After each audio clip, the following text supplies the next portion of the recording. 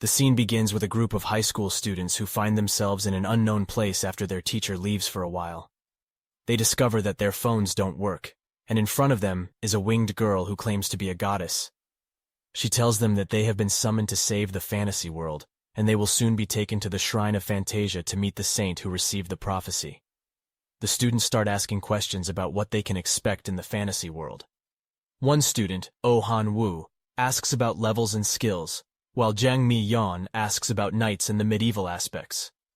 Choi Kang Min wonders if any of them will become real heroes. No, because not everyone is endowed with equal power, and only after receiving the recognition and blessing of the gods, they will be able to become heroes.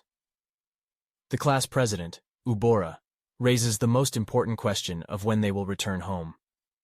The goddess does not have an exact answer to this.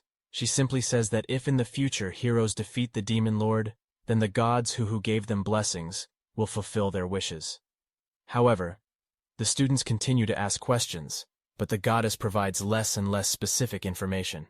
The main character, Kang Han-soo, finally raises his hand and asks to be sent home, stating that he is not a fighter and has no place in this world.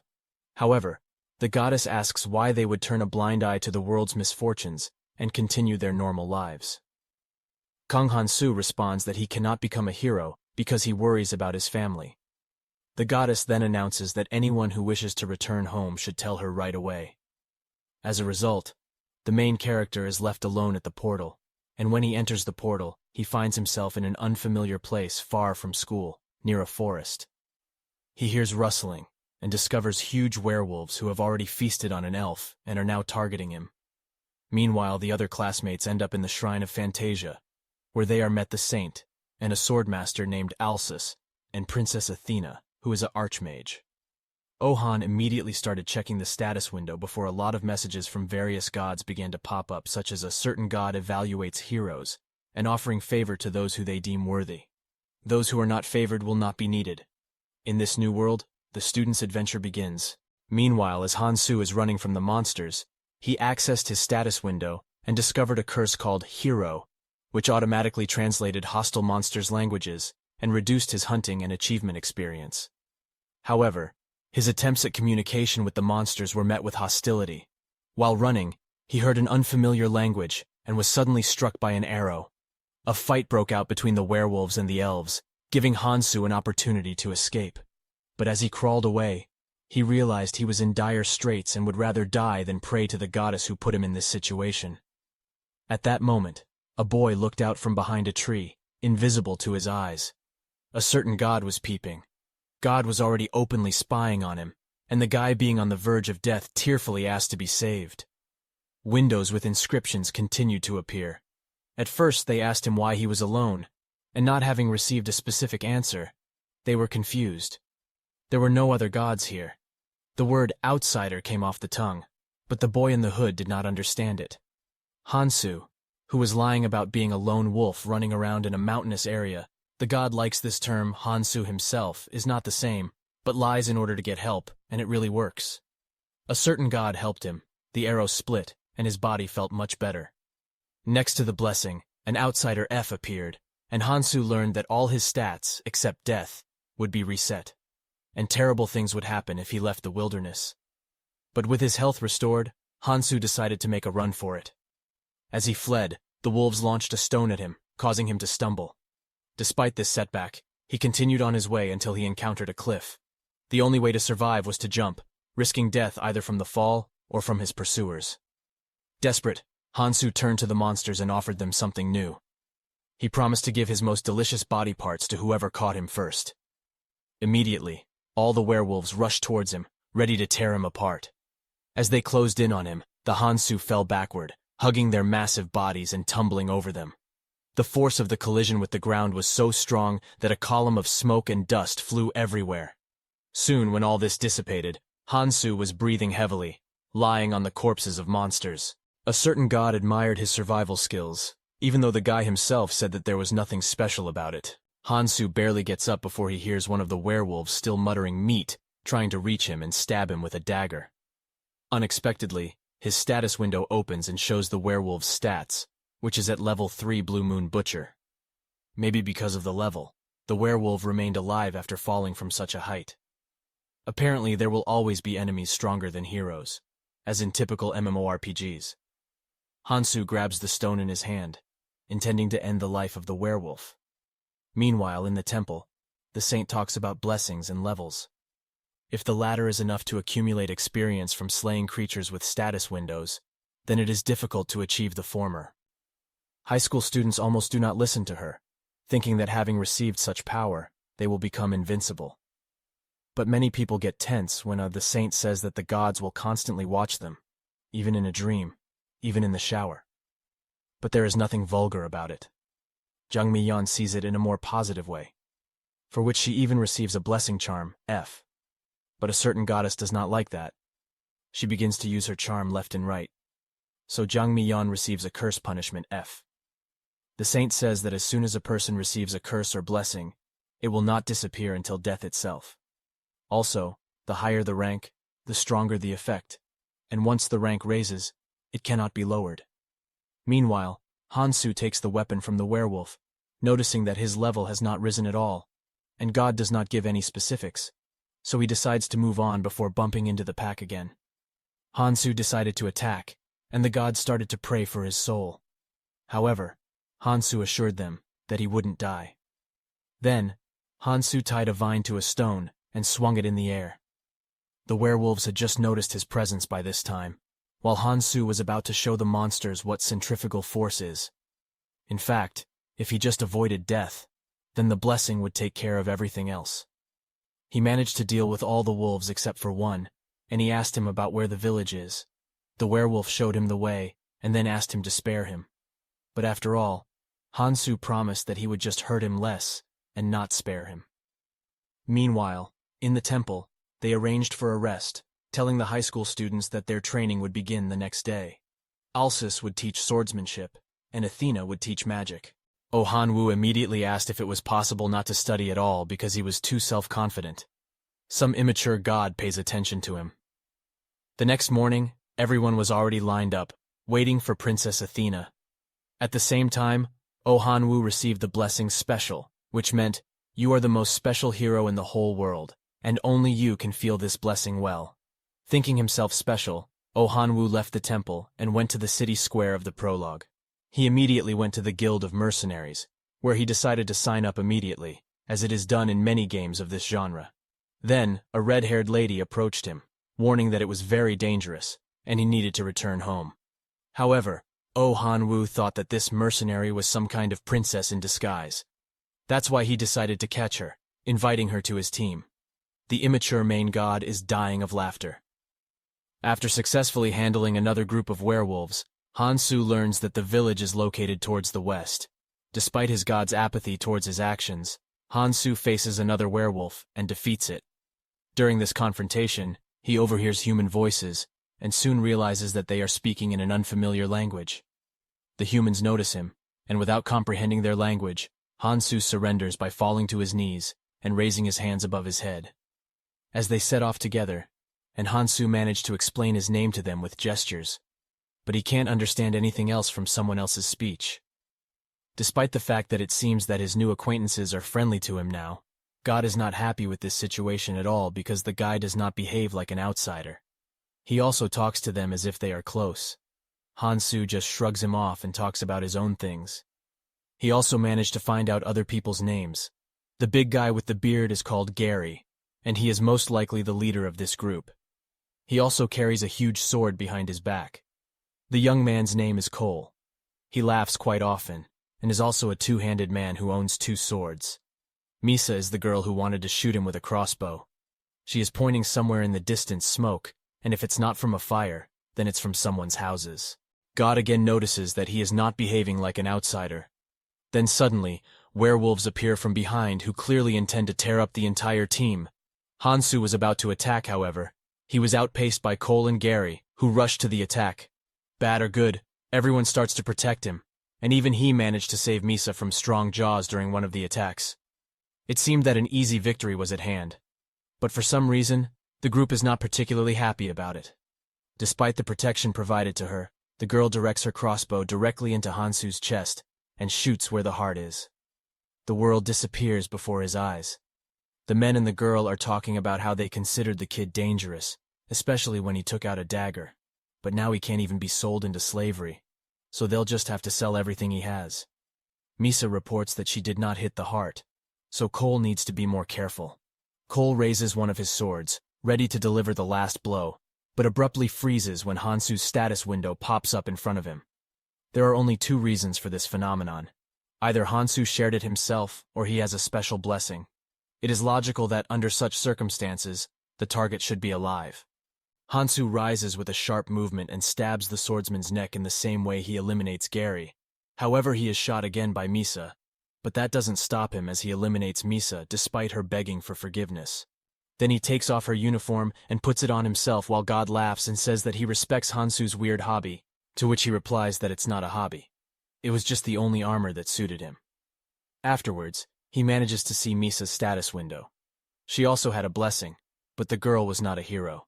Apparently this was a very common phenomenon. Hansoo decides to continue on to the village. The good thing is that the dead carried a bag of coins with them. Meanwhile, magic training is taking place in the temple.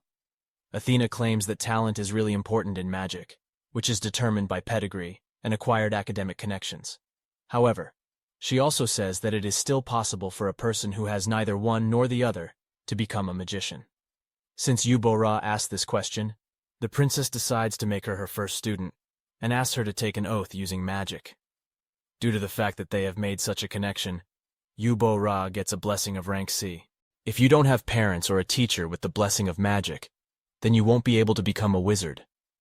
The lesson continues with the princess using ordinary magic, which is called white magic. There is also black magic that she used without a blessing or talent, which burned her hands. If someone wants to achieve it, then they will have to use their body as fuel. Meanwhile, Hansoo gets to the village. Fortunately, he manages to reach the tavern by bribing the guard and enters an inn where he takes a shower.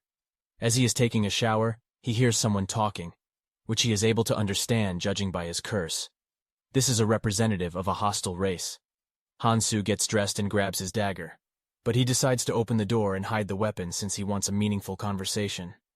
A man, who appeared ordinary, introduced himself as the village chief. He checked in after hearing that there was someone who didn't understand their language. The man could also see Hansoo's status and advised him to hide it, surprising Hansoo. The chief thought Hansoo was an elf, but was wrong. The village had been invaded by werewolves who lost their home to greedy fairies, causing many to lose their families. The village was a fort built by those seeking revenge. A certain god for some reason looks very upset. The man asks his last question, why didn't the paralytic drug affect the boy hearing this? Hansoo immediately grabs his dagger, pressing the blade to someone else's throat with a sharp movement. But his hand cramps it is useless to resist. Hansoo finds himself tied up in an underground basement where the village chief is angry at the elves who are tied up by their legs to the ceiling. He then asks Hansoo to look at his status window, in which his name is Crimson, and not only does he have the blessing of madness, but also the curse of elves. The curse says that the village chief has become their enemy, and his lifespan has been shortened. That's why it becomes more difficult to deal with the enemy, especially since he is a black magician, and in order to prolong his life, he needs to sacrifice someone. So he decided to sacrifice Hansoo, and promises him to sacrifice him without any pain. Hansoo calls out to the village chief, to which he responds with pleasure, rejoicing that Hansoo does not start begging for his life. While the village chief is distracted by whipping the still-living elves in bags to death, his actions are completely immoral. So, Hansoo decides to take him by trickery. He talks about how he understands what it's like to walk down a path that no one can recognize. The village chief is delighted that now he himself apparently has become an outsider, which means that he should become the only wolf. Actually, that's right. The lunatic still wants to eliminate him.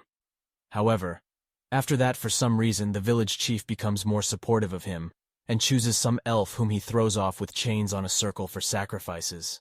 Apparently, Hansoo will stay alive. In order to sacrifice, he needs the consent of the victim, which he receives from the fact that they promise the unfortunate elf that he will let his friend go after the ritual. Hansoo realizes that for some reason, the village chief is not getting any younger, to which he receives an answer that the village chief in front of him is not a person at all. He says that when he was human, because of the curse, he immediately became sick and old. And if then, a wandering magician who proposed an experiment that makes him half human, half werewolf, a hybrid of those who have a grudge against the blonde-eared creatures, and it seems that this is condescension, because the village chief puts his palm on Hansoo's shoulder and says that today is the most wonderful day, and he was finally able to know who he is. And then he adds that he uses the life of Hansoo properly. Meanwhile, in the temple, we are shown the formation of Princess Athena. She was called the genius of the magic kingdom of archmages, and she herself has always admired hard-working people. Being a princess took up most of her time, but thanks to her talent, she didn't have to put much effort into it. And despite the fact that Yu Bo-ra heard explanations about the academic connection and pedigree, she still wanted to learn the whole skill on her own. That's why the princess chose her as her first student. Later, she explains to Yu Bo-ra that if she wants to strengthen her magic, then she should imitate the magic of her teacher. Thanks to the patronage, the royal family inherited some of the talents of their ancestors.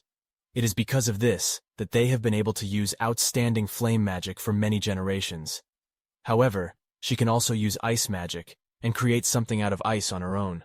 Then, Zhang Mi-yan raises the question of how to use magic for those who do not have a blessing. A real hum arises during which the princess asks who will become her second student. Naturally, everyone is torn, which is why a more or less friendly class becomes enemies who will fight for a place. After that, she continues the lesson, saying that you can acquire your own magic through training and practice. Yu Bo-ra asks if white magic and black magic are similar, to which the princess warns her, saying that black magic requires sacrifices during each use, and it is impossible to master it. Meanwhile, in the village, Hansoo sits in the sacrificial circle before the village chief asks for his consent. "We need to act quickly, otherwise life will really end here," he says. Hansoo asks the village chief about his last wish to see Misa for the last time. Hansoo lies that he is the boyfriend of Misa, the girl he eliminated earlier, but the village chief doesn't really believe him because he knows that Misa's boyfriend is Cole. Fortunately, Hansoo again manages to get out by saying that he is her ex. And if the village chief still does not believe him, then let him sniff. And really, he smells like Misa, so he's not lying. Does he have any other desires? Hansoo asks him to let him go free if he can survive the ritual, and it would seem that they made a deal. But the village chief is so evil that he takes it as consent, which means that he can start the sacrifice. During the ritual, Hansoo's entire body hurts, but due to his outsider's blessing, he manages to break free from the ropes and strike the village chief in the face. The village chief is shocked that Hansoo not only managed to deceive him, but also survived the ritual. The outsider's blessing removed all the effects and even restored his shortened lifespan. But now the village chief has to fulfill his part of the deal. Hansoo grabs a dagger and examines the bound elves. He frees the blue-haired elf and throws her over his shoulder, rushing to the door while the village chief is still surprised. However, he soon tries to nullify his promise by releasing the lifespan he received from Hansoo. He is just about to use his black magic when he abruptly chokes on his own blood and begins to age. What kind of status does this guy have? Who is he anyway? Hansoo pulls out his dagger, shouting that he is an outsider's apostle, while a certain god tells him not to put on airs, and then he himself is embarrassed. Hansoo wonders if he eliminates the village chief, who is level 13, he might finally be able to raise his level, but it's better to think about escaping. Just as Hansoo turns around, he hears the words about revenge, and the village chief's human body dies. Then the werewolf's head comes out. The village chief rushes at him, inflicting, as it seemed to him, a fatal blow to Hansoo's chest and heart area. However, Hansoo recovers quickly with the help of his outsider's blessing, and manages to slay him with the help of the blue-haired girl who grabs the village chief's leg and blocks his way with her shackles. Before his death, the werewolf only plaintively apologizes to his daughter for not being able to take revenge. Afterwards, Hansoo releases all the prisoners, even calls the guards, and it seems that everything is over until soon. The elves are still not positive towards him and fire at him as he runs away. Meanwhile, in the temple, new magicians began to appear in the temple who wanted to receive the title of mentor for the hero they train. When Princess Athena talked about how to create a fireball and was asked again if mathematical formulas were needed, she refused. However, other archmages who pulled up refuted her answer, saying that it is important to know all sorts of factors that can somehow affect the outcome of events and magic itself. Meanwhile, we are shown a village where Espresso, the servant of the elf princess, is being treated. She and everyone else also escape from the village chief's grasp after being rescued. Her friend comes to her and says that they have lost track of the boy. It turns out that they attacked him because of a dagger with a royal emblem, which makes the maid very angry. She even calls all people ordinary animals. The blue-haired elf whom Hansoo saved comes into the room. Her name is SYNOPSIS. She is a councilwoman, and she also possesses the royal blood flow because of her eternal life. She became the elder's toy and stayed in the basement the longest. On the contrary, she is even grateful to the person for saving them. However, the maid still does not trust Hansoo and says that he might be after her eternal life. But SYNOPSIS informs her that if Hansoo used a breach of contact, if it is terminated, everyone should pay the same price. However, the village chief underestimated the life force of Hansoo and self-destructed, saying he does not need her eternal life force, and leaves the room, saying she'll find him. As she left, it is shown that a certain god was spying and listening to everything, and immediately returns to Hansoo and asks if he's alive, which he is. However, he's stuck in the foliage of a tree. Meanwhile, Prince Alsus leads the students who want to learn swordsmanship to the banquet hall, where there is a huge table with drinks and treats. However, he is not very happy with the fact that the guys think of swordsmanship only as some kind of ignorant fight. So he asks the captain of the knights to arrange a sparring that takes place between him and Alsus. The first match resulted in Alsus's defeat as he was holding back. Then, after being treated, he asks the knight commander to use all his might, as he will show what true swordsmanship is. Then both of them fill their swords with mana, and face off in a duel in which the knight commander's sword simply breaks in half, resulting in Alsus's victory. Then Alsus tells the students that the power to cut through the opponent in one strike is swordsmanship. Meanwhile, Hansoo was slaying more werewolves. He noticed that it had become easier to defeat them, and his body seemed to have become more nimble than before. He thought that his level might have gone up, but it didn't. He was still level 1. Then, he offered to negotiate with the surviving werewolf. That if he tells him how the werewolves use their swordsmanship like the village chief, Hansoo would give him elven meat. The werewolf agreed, and answered that they ate lots of meat to gain power. However, Hansoo didn't understand the power of meat, so he decided to explore the werewolf's ecosystem for his smooth revenge. Meanwhile, as Alsus stood at the head of the table, he explained that while talent is necessary for magic, anyone can learn swordsmanship if they have the time and money. The students sitting at the table did their best to pay attention. Some listened to Alsus, while others argued. Alsus continued to explain but was interrupted by Choi, who loudly placed his empty cup on the table, demanding another drink. Alsus advised him to stop drinking as excessive alcohol consumption reduces efficiency. Choi is annoyed as he wanted to become stronger and faster and thought himself to be different from the others. Suddenly, a butler appeared behind his chair and offered him honey tea to clear his mouth and help him feel better. Alsus told him about the importance of consistency and suggested he have 1 cup a day, or perhaps 2 if he was greedy.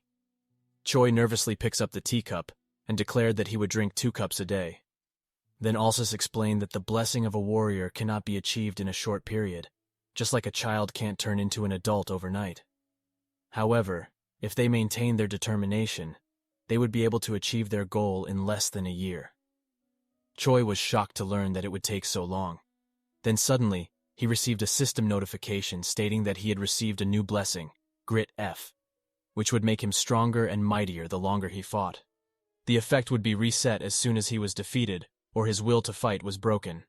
At that moment, a certain god of war proudly remarked that it was unimaginable, while another god of martial arts just snorted. Alsus congratulated Choi for receiving the god of war's recognition, and continued to teach about how to hide the status window. Meanwhile, Hansoo followed the werewolf for a couple of days to observe the power of the meat. The werewolf kept attacking him whenever it got the chance. However, Hansoo easily defeated it, and asks the werewolf why he's so weak despite being level 6. To this it replied he is not weak, it's Hansoo who is abnormal. Annoyed, Hansoo hit the werewolf and told it to show him the way. As the werewolf guided him to the village while eating meat, Hansoo learned a lot from them. He discovered the location of the fairy's village, who had previously ambushed him, and confirmed the village chief's story about the past. He also learned that every time werewolves consumed meat, Their strength slowly rose from their stomachs, causing changes in their bodies. This method was much easier than the village chief's black magic. Suddenly, the werewolf went berserk and attacked Hansoo. However, by that point, Hansoo had already learned everything from the werewolf, including the power of the meat. He then thanked the werewolf and easily slays it using this newfound power. A certain god is surprised to see the changes in Hansoo and says that it's the power of meat. Hansoo is also surprised by this new power. However, he understands that if he hadn't had the outsider blessing outsider, he would have died, as the new power uses life force, and the outsider blessing creates a loop that resets from the beginning when his strength is depleted. But he thinks it's cool. Afterward, he kept on wandering and defeats many werewolves on the way, eventually reaching the fairy village. He was planning to tunnel through the back, but decided not to, as the security was too tight. Then the certain god kept on kicking him, and told him that now was the right time to go. Hansoo follows the instructions and jumps through the wall using his dagger. Then, he assassinates some guards but doesn't feel anything. He understands that these people probably have families to mourn their deaths, just like he has a family, and he almost died without ever seeing them again because of these guys. Hansoo is becoming colder. A certain god doesn't like the development. After slaying some more, Hansoo is confused because he only sees mercenaries and not a single fairy. While he's thinking, he hears people talking and sees humans moving captives who have bags on their heads. Meanwhile, Esoppresso was sleeping, but she was also caught and taken to the basement where they were held captive. Then she hears the voice of the healer who had healed her earlier. It seems that the villagers want revenge for Crimson, the village chief's death, and they think that if they let the fairies leave, they'll take their home and family again. Then they begin to slaughter the fairies, starting with Esoppresso. All fairies dies except one, SYNOPSIS. They couldn't decide whether to end her life or not, as she is high in the hierarchy, and they'll face consequences if they were to do so. SYNOPSIS also understands their reasons. However, planning to murder Hansoo, who is her savior, is unforgivable. They offer to let her go if she keeps what happened here a secret. However, she refuses. The guy raises his sword. She closes her eyes thinking it's her end. But suddenly she hears the commotion and opens her eyes and sees Hansoo. Hansoo recognized her, but first he dealt with the remaining villagers. He noticed the healer running and swiftly threw his dagger, causing her demise. SYNOPSIS called out to Hansoo, but he didn't understand her. She then showed him her stats, which surprised him as he had only one blessing while she had 3 high-ranking blessings, especially the Tamar A. Nonetheless, he didn't understand her motives for showing her stats, but he was able to learn her name and called out to her, to which she nodded and smiled. However, a certain god felt uncomfortable and urged Hansoo to remain an outsider. Despite the potential punishment, Hansoo decided to help SYNOPSIS, as she had an experience similar to his. As she tries to stand, she stumbled and was about to fall, but Hansoo caught her. As they are escaping the village, Hansoo noticed that it was too quiet and asked God what could be the reason. However, a certain god was not in the mood to talk to him. So he decided to get rid of the fairy to ease God's anger. But he couldn't trust the villagers, and the forest was full of werewolves. So he left the village sprinting while carrying the fairy. Suddenly she pointed up and said something. Upon looking up, Hansoo saw a phoenix. The phoenix landed in front of him, and then SYNOPSIS told him to put her down, which he did, thinking she wanted him to leave her behind while he ran. However, that wasn't the case. Instead, she approached the phoenix and tamed it using her blessing. Then she said something to Hansoo and kissed him, shocking a certain god. Hansoo was about to ask her motive, but she jumped on the phoenix, said something to him, and left riding it. A certain god didn't like the scenario and brought down divine judgment on the sinner by pulling his hair out. Hansoo says that he's upset as well, because it was his first kiss. Suddenly his stats open up, and he receives a new blessing, Fairy C, which increases his lifespan and youth. Additionally, all the effects and favorable comments he receives from the fairy are drastically amplified. Hansoo quickly understands that the blessing fairy and outsider are similar, but if he were to use both of them together, he can burn a tremendous amount of lifespan and increase his meat power. However, the certain god was not happy with this development, so Hansoo says that he's happier now that he has parted ways with the fairy, which makes the god happy again. Meanwhile, Prince Alsis brings the students outside and explains that today, they will increase their levels by hunting monsters. And for their first hunt, the knights will draw the monster here. Princess Athena explains that for mages, blessings are absolutely necessary, and leveling up also increases the blessing's rank. The students are excited about this fantasy-style hunting. One of them notices a slime and rushes to attack it, but is stopped by Alsus and Athena. They explain slime is a beneficial and harmless creature, as they eat all kind of filth, trash, pest, and corpse. Then Alsus explains that today they will hunt level 4 werewolves. Some students show concern as they are only level 1, but Princess Athena assures them that even if they were to die, the Saintess will revive them. And the hunting begins. The students rush to attack, but the werewolves easily defeat them and injure the student's eye. Then one by one, all the students get defeated. The black-haired girl tries to use magic, but she couldn't, and also meets her demise. At that moment, Alsus steps in and eradicates all the werewolves. Some students are badly injured, while others have died. Then, the Saintess appears and uses her power to revive them from the dead. She wants the heroes to fight with every last breath they have, and every time they die, she'll revive them. Choi manages to defeat a werewolf and reaches level 2, thanks to his new blessings. One is acceleration, which helps him move swiftly in critical situations, and the longer it's used, the longer the cooldown. The other command, which enhances the abilities of any group he leads. Mion also reaches level 2 using her blessing Charm, which she uses to charm other guys into doing tasks for her. Because of that, some girls look at her with annoyance. She also receives a new blessing called Color of Beauty, which frees her from ungraceful acts and psychological phenomena, and ensures her physical maintenance is perfect for her. Upon seeing the boys having fun defeating monsters, Choi's teammates switch teams and join Mion's team. Choi then teams up with the other girls who are on bad terms with Mion, all while the gods watch their interactions. On the other hand, Eubora tries to hunt alone and is attacked by a werewolf. Even the gods pity her for being alone. However, she uses her magic to defeat the werewolf and also reaches level 2. She then receives the blessing Martial God, which turns her body into a powerful weapon in all situations, and any weapon she possesses will be restored. While she's distracted, a werewolf attacks her. She quickly uses her new blessing and defeats it, reaching level 3 in the process. After slaying thousands of werewolves, Hansoo checked his stats over and over while fighting and even received a curse, Slaughterer E. But he finally realized that he couldn't level up. For some reason, a certain god felt uneasy about this. He thinks that he can't level up because of Goddess's curse. A certain god was acting suspiciously and trying his best to avoid Hansoo. He then checks the curse he received earlier, Slaughterer E. This makes friendly races slightly fear him and find him appealing, and increasing the chances of them opposing his cruel actions, which makes him a complete outsider. But a certain god is happy with that. As Hansoo is checking the loot he received from the monsters, the werewolves called out from behind intending to take revenge. Among them was a level 9 werewolf. They rushed to attack him and tear him apart, but he easily defeated them. Afterward, he looted every single werewolf and collected a bag full of gold coins. But he couldn't sell them, as he didn't understand human language. While he was thinking about where he could find a translator, a human-looking person called out to him, understanding his language. Hansoo rushed to the guy and grabbed him by his collar, asking who he was.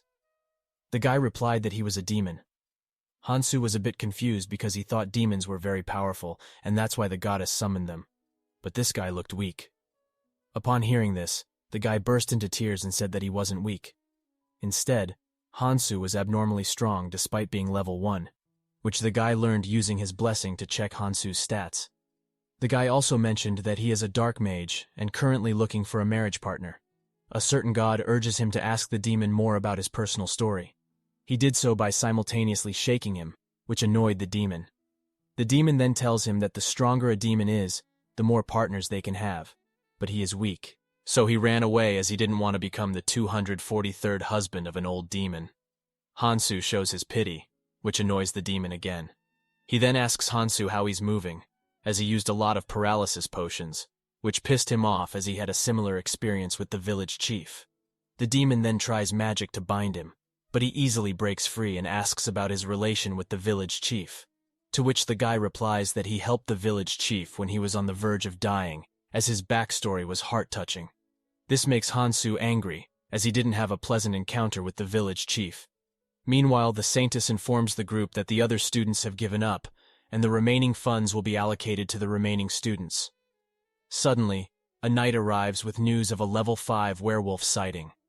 Considering that some of the heroes have attained level 5, the Saintess seizes the opportunity, believing it will offer valuable experience. The students prepare for an attack, but as they approach the werewolf, it swiftly closes the distance, launching a fierce assault.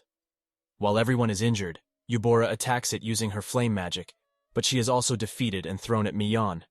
Mion uses her blessing charm to buy some time. Then Alsis came to the rescue and swiftly slays the werewolf, saving them. However, today's event left Mion traumatized. After badly beating the demon, Hansoo tells him to take him to the city, or he'll beat him again. After healing himself, the demon refuses to take him to the city, as there is a very powerful saint there. However, he offers to take Hansoo to the city next to it. Hansoo agrees because he also doesn't want to be in the city where the goddess Saintess resides. As they head for the city, the demon informs Hansoo that the city entrance is restricted by knights, so they will have to go through identity checks. However, it will be difficult for him as he is a demon. Hansoo is pissed off as he had a hard time due to the language barrier and curses the goddess, while a certain god is having fun. In the meantime, the pink-haired girl is angry with Oh Hanwoo for his lack of knowledge about the world, yet aspiring to become a mercenary. Despite her anger, she has paid for his armor, weapon, and the inn in the past 2 days, leading him to believe it's due to his blessing, special. She tells him to be careful as they are in the territory of orcs who are stronger than werewolves. Oh Hanwoo confidently agrees, while the immature god and the wind god pay attention to him. He is slime rank, which is the lowest rank among mercenaries, but this grants him the mercenary blessing, which rewards him with extra experience points upon quest completion. Failing or giving up would result in a significant loss of experience points. Their quest requires collecting werewolf ears, but they haven't found any werewolves. The girl suggests going to the guild for information, but Oh Hanwoo refuses. Suddenly a werewolf attacks him from behind, but he manages to dodge. Then 2 more werewolves appear from behind and throw rocks at Oh Hanwoo, knocking him unconscious. Upon waking up, the girl informs him that she took care of the werewolves but lost an arm in the process. Feeling responsible, Oh Hanwoo checks his stats, hoping his blessing can heal her arm. She reassures him that it wasn't his fault. Misinterpreting her forgiveness as an effect of his blessing, Oh Hanwoo gets angry at the gods who find it amusing. In response, they curse him, preventing him from peeking at things and increasing the chances of his secrets and weaknesses being revealed. That shatters his dream of traveling with beautiful girls. The girl advises that they leave the forest as it feels ominous. Oh Hanwoo decides to seek help from the saints in the city, promising to fix her arm. Meanwhile, the demon introduced himself as Kogmos, the 23rd child of the 348th wife of the 14th demon king. He preferred to go by his nickname Mos, given to him by his girlfriend who became the 425th wife of the 7th demon king. Although Hansoo felt sympathy for Kogmos' backstory, he didn't think Kogmos had it as hard as him. He then informed Hansoo that they would be able to leave the forest soon and warned him not to let his guard down, as they would be passing through orc territory. Kogmos then spotted many orcs, and they were also able to spot him due to Hansoo's glowing red eyes. Although he could hide his eyes, he preferred not to, as they provided him with clear night vision, which he used to assess the orcs' numbers. He then approached the orcs in hopes of conversing with them, but was disappointed to find they were not intelligent. He took out his dagger and easily defeated them, while Kogmos lay on the ground with his legs burning with white flames. He told Hansoo to look up, and as he did, he noticed a big white dragon. Kogmos informed him that a saintess was riding the dragon and had attacked him from a distance. Although injuries like this meant little to a demon, injuries inflicted by a saintess took longer to heal. He then asked Hansoo to carry him, and although Hansoo initially declined, he eventually agreed. As he is walking, Hansoo told Kogmos that he had almost become a hero, which shocked him.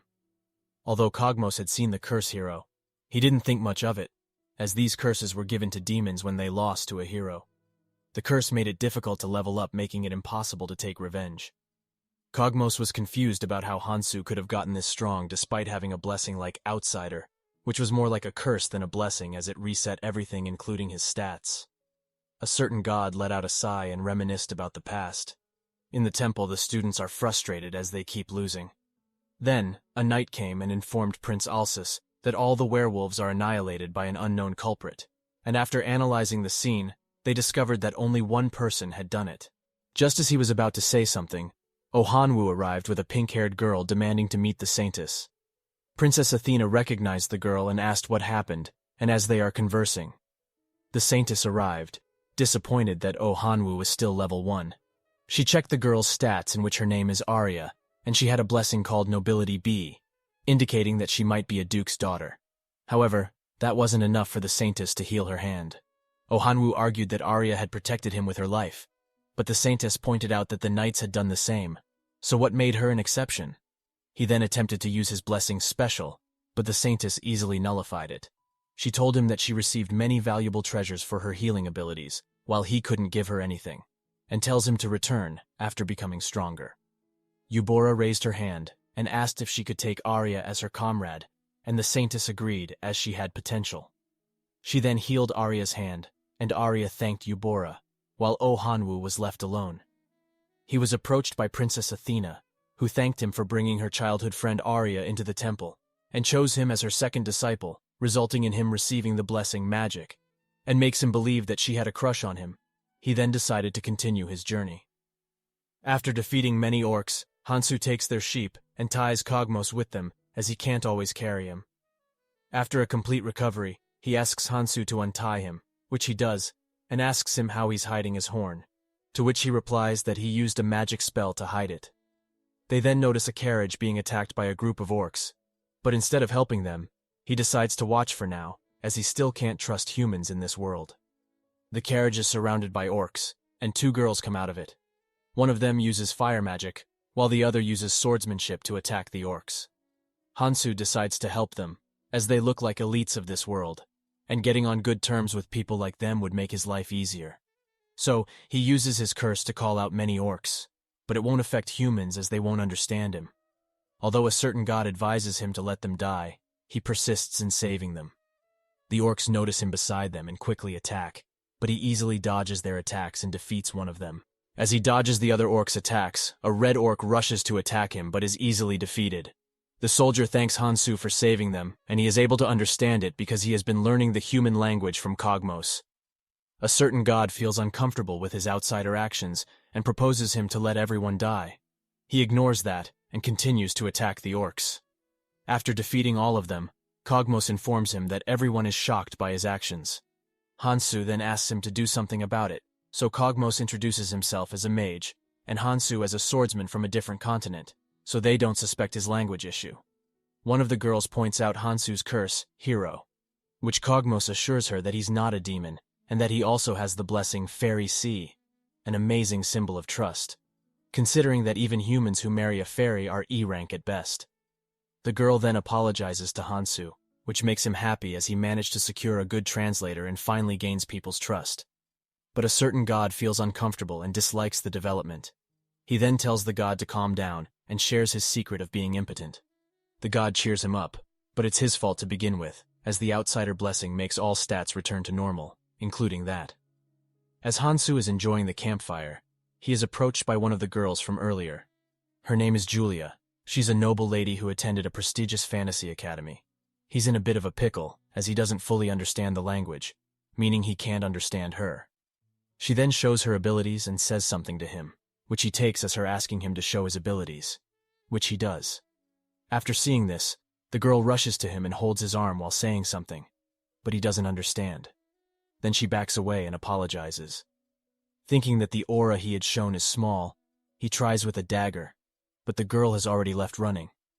Pissed off, he says it's hard to understand a woman's heart, while the god says that an impotent person doesn't need to know. Meanwhile, Ohanwu is restricted from entering the temple. He's a failed hero who left the temple, resulting in him losing all the funds. The priest then offers him 3 choices: accepting individual funds and giving up the hero title, which, if he were to use, he'll receive the death penalty. Returning to training without receiving funds until visible results are seen, or entrusting himself to the temple, which takes care of his life, marriage, and retirement, but he can't exit the temple until death. Ohanwu chooses the first option, signs a contract, and receives funds. He then heads to the slave market, while a childish god king munches on popcorn. The saintess receives the news of Oh Hanwoo's decision. She thinks they'll lose more heroes in the future, and even if they don't lose more, it'll still be troublesome as there is another saintess on the continent. If a battle were to emerge, she would have to deal with it herself. She then inquires about the news of the werewolves being annihilated, and after hearing the full report, the saintess thinks that it wasn't done by some knight or a wandering swordsman, but by someone else who is far stronger. The other girl then mistakenly mentions the Demon King and quickly apologizes. But the saintess also agrees and tells her to investigate and find out if the Demon King is involved. As she was thinking of the possibility of the Demon King, the priest informs her that the information about the hero summoning is leaked. As an academy student saw Oh Hanwoo's stats, the academy invites the hero for vacation. Although she is disappointed in the current situation, she can't do anything about it. Then suddenly, a knight comes and informs about the discovery of a bag that belongs to a hero. Meanwhile, as Hansoo and Kogmos are discussing about mercenaries, he informs Hansoo that if one becomes a mercenary, they receive a blessing that gives experience points for completing quests. Hearing this, Hansoo checks his stats to see that the hero curse that doesn't allow him to receive experience points only applies to those from hunting and achievements. That means experience points gained by other means are unaffected. He then asks Kogmos how to become a mercenary. They finally arrive in the city, but Hansoo is not happy about the rotten stench at the entrance. Kogmos informs him that all types of people, including mercenaries, gather around the entrance, so it's natural. But Hansoo is one to talk, as he smells like he bathed in orc blood. The two girls says that they want to repay Hansoo for saving their lives, and suggest that he books the same inn as them. He agrees, but a certain god isn't happy about it. Then Kogmos suggests that he should wash up first if he doesn't want to get chased out of the mercenary guild. After arriving at the inn, Hansoo is fascinated by the slimes cleaning his clothes. Kogmos then warns him not to steal one, as educated slimes are very expensive and worth their weight in gold. After changing clothes, Hansoo and Kogmos come downstairs and wait for the girls. When the girls arrive, Kogmos invites them for lunch, but the girls want to follow Hansoo, which annoys him. Hansoo is happy that he was able to meet good people in this fantasy world, but a certain god is not happy about that. Oh Hanwoo arrives at the slave market and meets his former classmate, who is also buying a slave. His classmate suggests that Oh Hanwoo let the slave merchant check his status, as it may lead to a discount if the merchant finds out he's a hero. Oh Hanwoo is skeptical, but the guy informs him that the temple won't do anything, as they can't stop someone from checking their status. He then allows the slave merchant to check his status, and the merchant quickly recognizes him and asks what type of slave he wants. Oh Hanwoo says that he wants a strong female slave. The merchant shows him a level 17 female slave, but she's not to his liking, so he asks for a strong yet slender female slave. The merchant lets Oh Hanwoo choose his slave, and he chooses 3 female slaves. He signs a contract with them, and after paying the full price, he orders them to follow him to buy some weapons. Meanwhile, Hansoo is having difficulty filling out the mercenary registration page as he doesn't understand the language and words. Kogmos then incorrectly writes his name on the paper, which he copies and signs for the registration, while Kogmos is dying of laughter. Upon completing the registration, Hansoo receives the blessing Mercenary D, because of the girls vouching for his skills. The girls then hand him a quest in which he has to defeat some orcs and bring back their noses. Hansoo agrees as he plans to use the girls as bait, while the god asks if there will be another slaughter, to which he replies, "Of course not. This time will be an annihilation." As the quest began, Julia tried to defeat an orc but was counterattacked. Then the other girl, Leisha, used fire magic to save her and told her not to push herself. However, they couldn't help it as Hansoo easily slaying many orcs while they couldn't defeat a single one. So they tried to help, but quickly became exhausted, and asked Hansoo to take a little break. They were surprised by his stamina as he kept on defeating orcs without breaking a sweat. While the two girls were talking about how amazing Hansoo is, Julia mentioned that Hansoo is using an unstable swordsmanship technique that could potentially destroy his entire body if he were to make any mistakes. He then took out a book and started learning language. But for some reason, all the words he was saying were either menacing or begging for life. Julia informed Leisha that she is now level 15, and that she would aim for B rank, as it would be difficult for them alone. But they have Hansoo's help. Upon hearing this, Leisha teased Julia, suspecting that she had fallen in love with Hansoo. After learning a little bit, Hansoo called out to the girls to continue their hunt. Meanwhile, in the temple, the knight showed Saint the bag that they found in the werewolves' forest. She then asked the knight if Prince Alsus knows about this, to which he replied that he doesn't. She then threatened the knight that if he were to leak the information, he would receive death penalty. She noticed a badge that had a name written on it, and called her subordinate to learn letters from the heroes and identify the belongings. As the existence of the bag was clearly a mistake of the goddess who was known to be perfect, she decided to cover it up.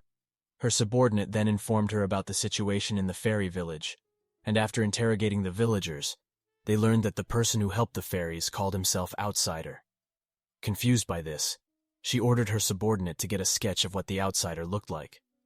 At the same time, Hansoo was learning language from picture books while everyone else was sleeping. A certain god is fascinated by cute picture books. Then Hansoo asked where all the other gods were so he could avoid them, to which the god pointed in a direction. Hansoo quickly figured out that in that direction might be the saintess that Kogmos mentioned, so he decided to run in the opposite direction until he became strong.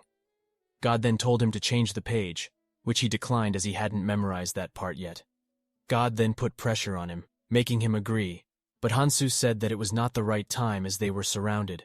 He then woke up Kogmos and the other girls, then informs them that they were surrounded. Then all the men came out, and their leader told Hansoo to hand over his spoils and leave the girls behind. Hansoo was pissed as people kept trying to harm him. He then used his curse to summon orcs and rushed at the leader of the group, easily defeating him while others fought with orcs. Suddenly, he was attacked from behind by the leader, but he quickly healed himself with his blessing Outsider, and finishes him while others dealt with the remaining people.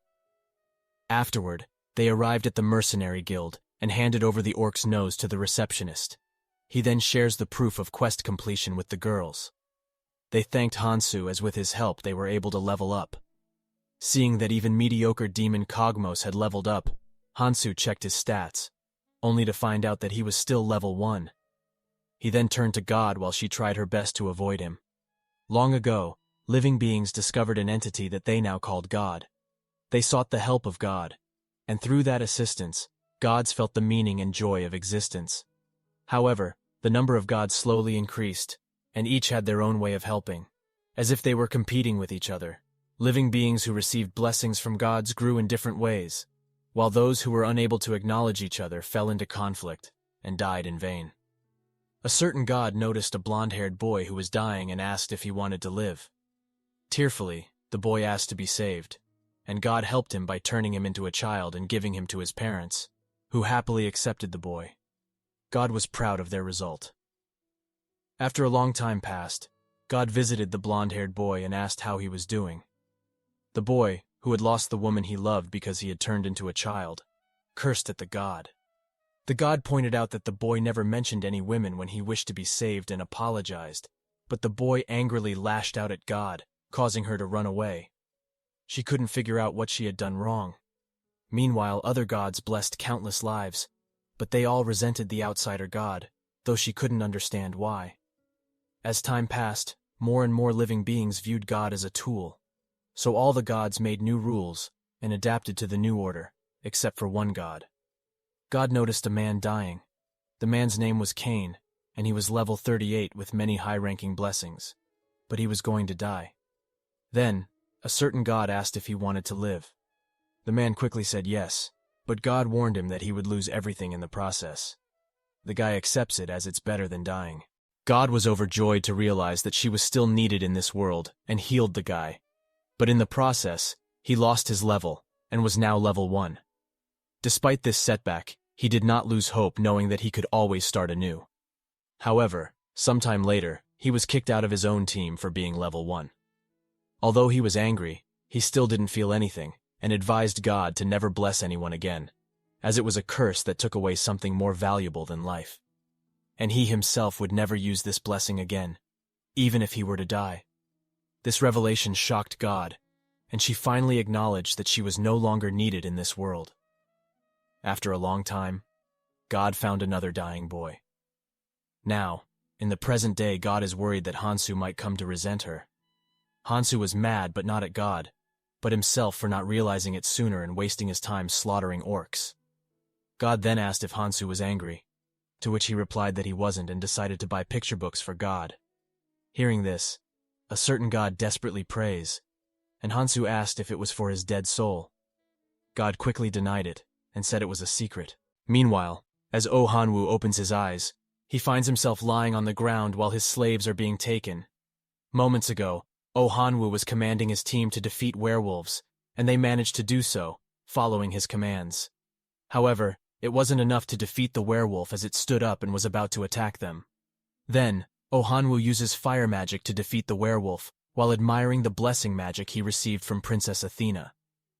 His classmate Park Han-young, whom he met at the slave market, appears with his slave and praises Oh Hanwoo. Realizing the guy's intention to bully him as he did to other students in the past, Oh Hanwoo prepares himself to fight. As the fight begins, Park Han-young's slave rushes towards them and easily defeats Oh Hanwoo's slave. He then tells Oh Hanwoo to hand over his slaves. Meanwhile, Hansoo was looking for information on any powerful weapons. Then Kogmos informed him that all the weapons like that had already been confiscated, and those that weren't confiscated are being guarded by the nation's guard. Upon hearing this, Hansoo went outside for some fresh air. He was devastated because he couldn't level up, and there were no weapons that could make him strong. While the god cheered him up, an orc called out to him from behind, demanding that he hand over everything he had. Pissed off with his current situation, Hansoo attacked the orc and kept on punching him while asking why there weren't any relics. The orc, crying, begged him to stop and informed him that there are relics in the orc sanctuary. With this sudden turn of events, Hansoo told the orc to show him the way. In the Western continent, they ranked things using monsters. High-level knights were ranked as dragons, while the lowest of the low were slime-ranked. Since the orc was in the middle, it meant they were good enough, so it would be easy for him to defeat them. As the orc showed the way, he informed Hansoo that even if he showed the way, Hansoo wouldn't be able to enter the sanctuary. And when they arrived at the destination, they saw that nothing was there. Then suddenly, a ruined city appeared. The orc was happy, thinking Hansoo wasn't able to follow him. But when he turned around, he sees Hansoo. Surprised, the orc asked how he could be there since only people below level 1 could enter. Hansoo showed the orc his level, and suddenly some orcs shot arrows at him. While the gray-haired orc was about to warn everyone about Hansoo's strength, he was easily slain by Hansoo, who then rushed towards the other orcs, massacring them, while the god prays for their souls. After slaying thousands of orcs, Hansoo uses the slime he bought to take care of the collection while he checks his stats. He discovers that his curse, Massacre, has become rank C, and he receives a new curse called Annihilation D. This curse increases the chances of the people who dies by his hand appearing in his dreams, and the nightmare will continue until all the dead people attain nirvana. However, it doesn't affect him as he doesn't sleep due to his blessing, Outsider. Additionally, he receives the curse for saving those who were held captive by the orcs. Hansoo then asks the surviving orc how to leave this place, since he keeps returning to the same spot, no matter how much he tries to leave. The orc informs him that the exit of the city is in the center. As he was going there, a guardian orc arrives and demands that Hansoo answer why he massacred 300,000 orcs.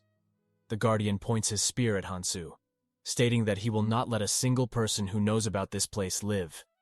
Hearing this, Hansoo becomes sure that there is treasure, and that is what the guardian is trying to protect.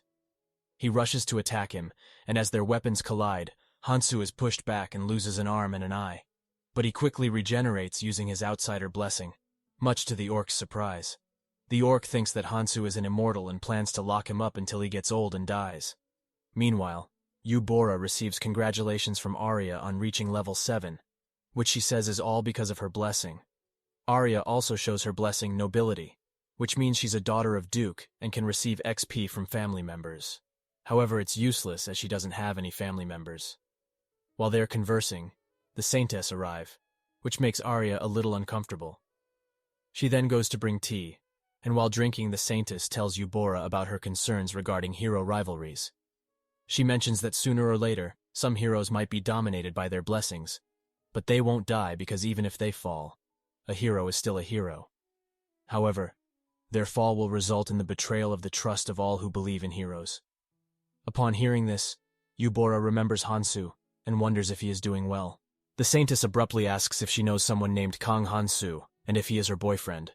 Shocked, Eubora clarifies that he isn't her boyfriend but merely a classmate. The saintess urges her to tell everything while the gods eavesdrop. Later, the saintess becomes convinced that Eubora is interested in Hansoo, as she spends hours talking about him. She also learns about Hansoo's desire to go back to Earth, and she's worried that if the heroes find out that Hansoo actually didn't go back, their trust will be destroyed. Planning to erase Hansoo's existence, she is interrupted by the goddess of heroes, who glances at Hansoo's bag and feels uncomfortable, indicating that even she can't locate his whereabouts. Saintess then plans to launch a search network without everyone knowing, while the outsider god peeps at the plan and quietly leaves. Meanwhile, Hansoo kept on losing to the guardian orc, so he decided to construct a plan and draw the orc's every movement to study and counterattack. While doing so, he was interrupted by Bruce, whom he had saved earlier. Bruce brought a girl with him, and although Hansoo couldn't understand their language, he understood Bruce's intention of trying to set him up with a girl. This angered Hansoo, so he gave Bruce a beating. He then tells the girl to do whatever she wanted but not to disturb him while he continued drawing. Later in the morning, he showed the outsider god that he had copied the orc's swordsmanship, which bewildered the god. He then received a system notification stating that the outsider blessing rank had upgraded from F to E. While he was thanking the outsider god, another system notification popped up stating that the curse hero had also upgraded from E to C. This meant that the goddess had noticed that Hansoo was still alive, but he decided to ignore it for now and prepared to fight the guardian orc. However, the guardian orc refused to fight him outside and told him to follow him to the training area, which meant that he couldn't leave the sanctuary.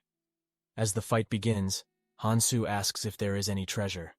The orc responds that there is, but it's reserved for the heroes who graduate from the training ground.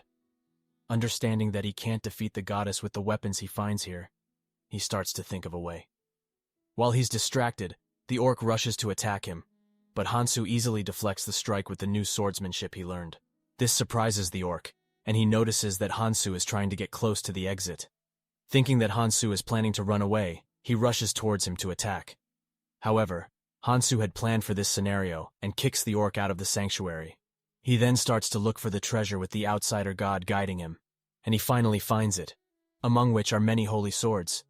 He picks one of them, but the outsider god warns him that he can't wield the sword, as it can only be wielded by heroes, and he has a hero's curse that makes him unable to wield the sword.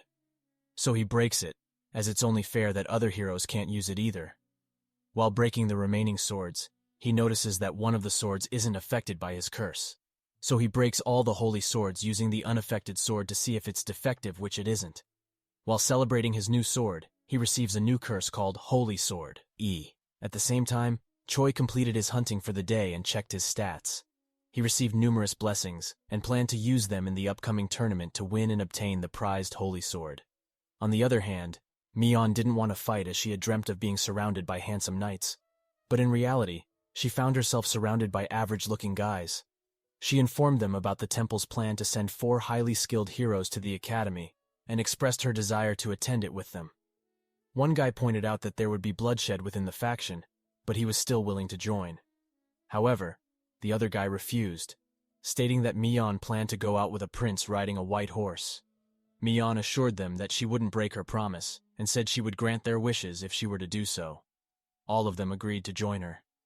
Meanwhile, Hansoo checks the new curse Holy Sword, which made all the holy swords around him stronger by using the Maker's blood and tears. It would be difficult for him to destroy or seal the Holy Sword. Seeing this, Hansoo felt confused, as it was the only holy sword left, and the curse only applied to it, which makes it stronger. Later, as he was leaving, the guardian orc appeared. The orc looked older due to leaving the sanctuary. Realizing the orc's weakness, Hansoo tried to block its way. However, the orc rushed to attack him, but Hansoo easily deflected the blow and cut its arm using the new sword. The orc managed to enter the sanctuary and quickly regenerated and attacked again, but Hansoo easily beheaded it.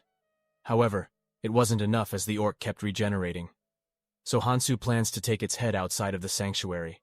But before he could do that, the orc begs him to spare his life, and in return he'll do anything Hansoo asks. Even help him escape this place using the holy sword. Although he can't wield it himself since only heroes can, Hansoo then takes out the holy sword, which shocks the orc and confirms his suspicions about Hansoo being a hero. The orc shows Hansoo his stats, in which he also has the hero's curse and ruin curse that make him unable to leave the ruin. He explains that inside the ruin he is immortal, because he is the last strong opponent to test the new heroes, and despite being so strong he lost.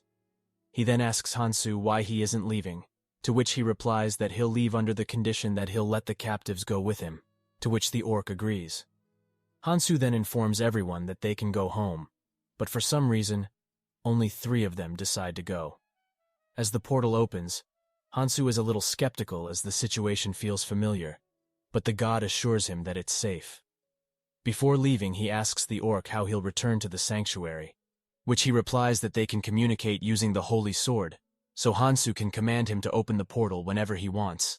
Upon entering the portal, he finds himself in a woman's room with a holy sword on the wall. He complains to the god, who assures him that it's still safe, but it will be dangerous soon. Then he notices his bag under the table. Meanwhile, the saintess arrived at the place where Celeblis was imprisoned and asked the villagers if it was true and if they knew how important Celeblis was. She was known as the Guardian of Flame, and despite her weakness in battle, she had the ability to summon incredibly strong monsters, particularly the Phoenix. The villager kneels and apologizes while begging her to spare him, which she accepts as Celeblis herself forgave them. She then asks about the appearance and name of the person who saved the fairy. The villager replies that the man had short black hair like the heroes, but they don't know his name. Upon hearing this, she is certain that it's Hansoo, but also confused about how he managed to fight, as even if he has many blessings, it would be impossible for him to defeat a werewolf, just like the other students. She wonders which god gave him blessing, as all the gods were with them in the temple. And now that she's certain that the bag belongs to Hansoo, she plans to get rid of it, while a certain arrogant god nervously peeks and is displeased. Later, the students arrive in the village where Hansoo had been, and Princess Athena tells them not to disturb the villagers, as they had already been through an incident. While the students are fooling around, Choi notices something in the distance and warns everyone that there might be a werewolf. However, it turns out to be Oh Han-woo, who appears injured and filthy. Choi mocks him, and in response, Oh Han-woo challenges him to a duel, to which he agrees, but just as they are about to start, Arya intervenes, pointing out that Oh Han-woo is badly injured, and the duel wouldn't be fair. Choi then calls for the saintess, who heals Oh Han-woo, and the duel continues. Although he knows that Choi is stronger than him, he is confident in defeating him. A few days ago, after Park Han-young took his slave, he received a new blessing, revenge, that makes him as strong as his target of revenge. The more people who seek revenge on him, the stronger he becomes. While he wants revenge on Park Han-young, he decides not to act on it yet, as he needs a strong target to become even stronger. He chooses Choi as his opponent, since he is the strongest among the students. As the duel begins, Oh Han-woo barely manages to block Choi's sword and uses fire magic to counterattack, which Choi easily dodges. Angered, Oh Han-woo hurls fireballs at Choi, but they have no effect. Just as he is about to deliver the final blow, Oh Han-woo's blessing special activates, causing a massive explosion that results in a tie in the duel. Meanwhile, Hansoo finally arrived at the inn where he was staying and met Kogmos, which surprised him as he didn't run away. Kogmos replied that he wanted to leave, but he couldn't, because Prince Alsus, the 3rd strongest knight, was present in the kingdom and wanted to meet Hansoo. Kogmos also warned him not to mention anything about him, as Alsus was a paladin blessed by the saints and would easily identify Kogmos as a demon. Upon hearing about the saints, Hansoo decided to avoid the meeting, stating that he wouldn't go because he couldn't understand their language. Suddenly, Julia and Leisha arrived, who would take him to Prince Alsus and help with communication. Leisha noticed that Hansoo had received a new curse, to which he replied that he got it while hunting. Kogmos planned to leave Hansoo, as staying together for too long would result in him dying without getting married. However, Hansoo didn't want to let him go, as he needed someone to translate for him. Kogmos then advised him to buy a slave who could translate. Later, after getting dressed up elegantly, which he didn't like, Hansoo arrived at the palace to meet Prince Alsus. As Prince Alsus introduced himself, Hansoo was able to understand him, to which the prince replied that it was all thanks to his blessing, language. He then thanked Hansoo for subjugating the orcs, who were a major problem for the country, and saving the noble's daughter's life, which Hansoo accepted. Curious about Hansoo's blessing that annihilated the orcs, Prince Alsus requested a duel. But before that, they had dinner, and during the dinner, Alsus praises Hansoo for his blessing that allows him to eat as much as he wants, which makes the outsider god happy. Alsus inquires about how Hansoo got the hero's curse, to which he lies, saying that he gained the curse by beating up a hero who was attacking fairies. He then asks if Hansoo remembers the hero's face, to which he lies again, saying that he punched the hero's face so hard that it was unrecognizable. Alsus then reveals the reason he invited Hansoo was to investigate, as all the orcs that were in the forest disappeared like magic, almost as if they've gone extinct. Hansoo then say that it might be because he hunted too many orcs, to which Alsus replies by emitting an aura and saying that he wanted to subjugate the orcs by himself. However, it didn't affect Hansoo, and he replies dumbfoundedly. Fascinated by him, Alsus decides to start the duel. Hansoo pulls out the fairy dagger, which shocks Alsus. Then he quickly hides it and shows his swordsmanship aura, which shocks Alsus, as Hansoo was able to use such a dangerous aura, while he had to injure his hand many times to achieve a lesser version of it. He then gives Hansoo a sword and lets him make the first attack, to which Hansoo agrees. He heard that Alsus is the third strongest knight in the kingdom, so he used a good amount of force to attack him, causing a huge explosion and a cloud of dust floating everywhere. Thinking that he attacked too hard and that Alsus might be dead, Hansoo quickly runs away. But Alsus didn't die, as he used up all of his mana to block Hansoo's attack, and is shocked that his sword was easily sliced. He then asked the girls to help him meet Hansoo again, and apologize, as he had almost made him feel guilty for his death. The girls accepted and rushed to the inn where Hansoo was staying. Meanwhile, the saints arrived at the temple, and noticed that Hansoo's bag had been stolen while everything else was fine. Then the goddess appeared, speechless with the current situation, and said she should have gotten rid of the bag beforehand. The goddess asked the saintess about her next move, and if there was any way to find the bag. Pissed off with the continuous nagging, she told the goddess to find the bag herself. Upon hearing this, the goddess left. She then received a message from Prince Alsus, who informed her of the current situation regarding the extinction of the orcs. After interrogating the orcs with the language blessing, they learned that it had been done by a demon, though it had not been confirmed yet. He also informed her about a hero who had attacked a fairy, and both of them thought that it was Oh Hanwoo. Meanwhile, Hansoo, who believed that he had murdered Prince Alsus and feared being executed, planned to leave the country. He opened a portal to the sanctuary, and before leaving he told Kogmos to meet him at the city's northern gate. Upon entering the sanctuary through the portal, he met Bruce, who had decided to stay in the sanctuary. Hansoo then asked Bruce to help him move stuff, and told the orc not to do anything to the citizens, since they would be helping him. The orc agreed because if he didn't, he would die. Hansoo then met up with Kogmos and explained the situation to him. Kogmos advised him that they should head north, where the biggest slave market on the continent was located, and they could buy slaves. However, because Hansoo had taken all his things, he wasn't able to buy even a horse to travel. So Hansoo decided to carry Kogmos and run, which he didn't like because it was embarrassing. During their journey, Kogmos was starving, so Hansoo used his sword to command the orc and opened a portal that provided them with food. After they finished eating, he threw the plates into the portal again, which shocked Kogmos since he had never seen that type of magic before. Hansoo replied that it was only him who didn't know about it. Later, they arrived in the city, and Kogmos told Hansoo that he wouldn't run away, so he demanded his stuff back, which he refused, and instead commanded the sword to give him his bag. Realizing that Hansoo hadn't learned magic, but was using the sword to summon the portal, Kogmos decided to take a closer look at the sword. As he held the sword to examine it for any spatial spells, he received an electric shock and realized that it was a holy sword that couldn't be wielded by a demon. Upon arriving at the market, Hansoo noticed a slave girl being abused by her master.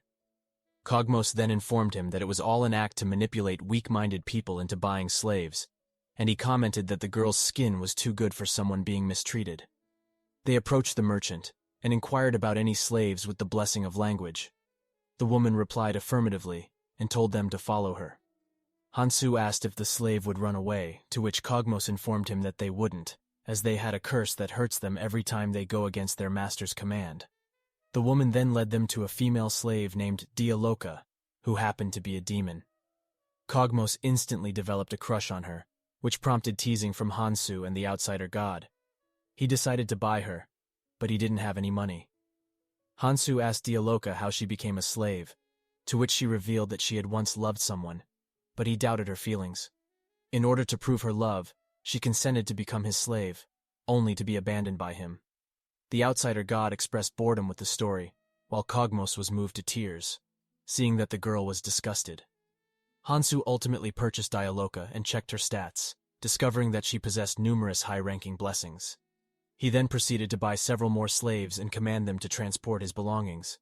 However, Kogmos had a change of heart and decided to accompany Hansoo. Just as he made this decision, he was shot in the head with an arrow. Another arrow was aimed at Hansoo, but he easily deflected it. After beating the attackers, he learned that they were thieves who had heard rumors of a level 1 human buying slaves, so they decided to steal from him. The guards arrived, and a crowd started to gather, so Hansoo decided to escape to the forest with Kogmos. Despite being struck in the head, Kogmos quickly healed due to the demon's high healing abilities. As Dialoka insulted him for his weakness, Hansoo turned around to check his shirt and was attacked from behind by Dialoka. However, he easily blocked her attack and destroyed her arm. She then backed away and asked Hansoo if he was truly a level 1, to which he confirmed and rushed towards her to counterattack. Although he injured her, it was nothing severe for a demon. She then landed a critical hit, and thinking she had won, she demanded that Hansoo declare her freedom in return for healing him. However, Hansoo declined and healed instantly, which shocked Dialoka. She then healed her hand, and they resumed their fight. But this time her healing ability couldn't keep up with her wounds, and she kept getting beaten one-sidedly. She then took out her wings and put all her power into her leg, launching a powerful attack at Hansoo. While Hansoo prepared to block it, he caught a glimpse of her panties, causing him to lose focus, and the attack struck his head, knocking him unconscious. When he regained consciousness, the outsider god scolded him for losing focus and told him to cleanse his mind. Dialoka called out to him and requested clothes, as hers had been torn during the fight.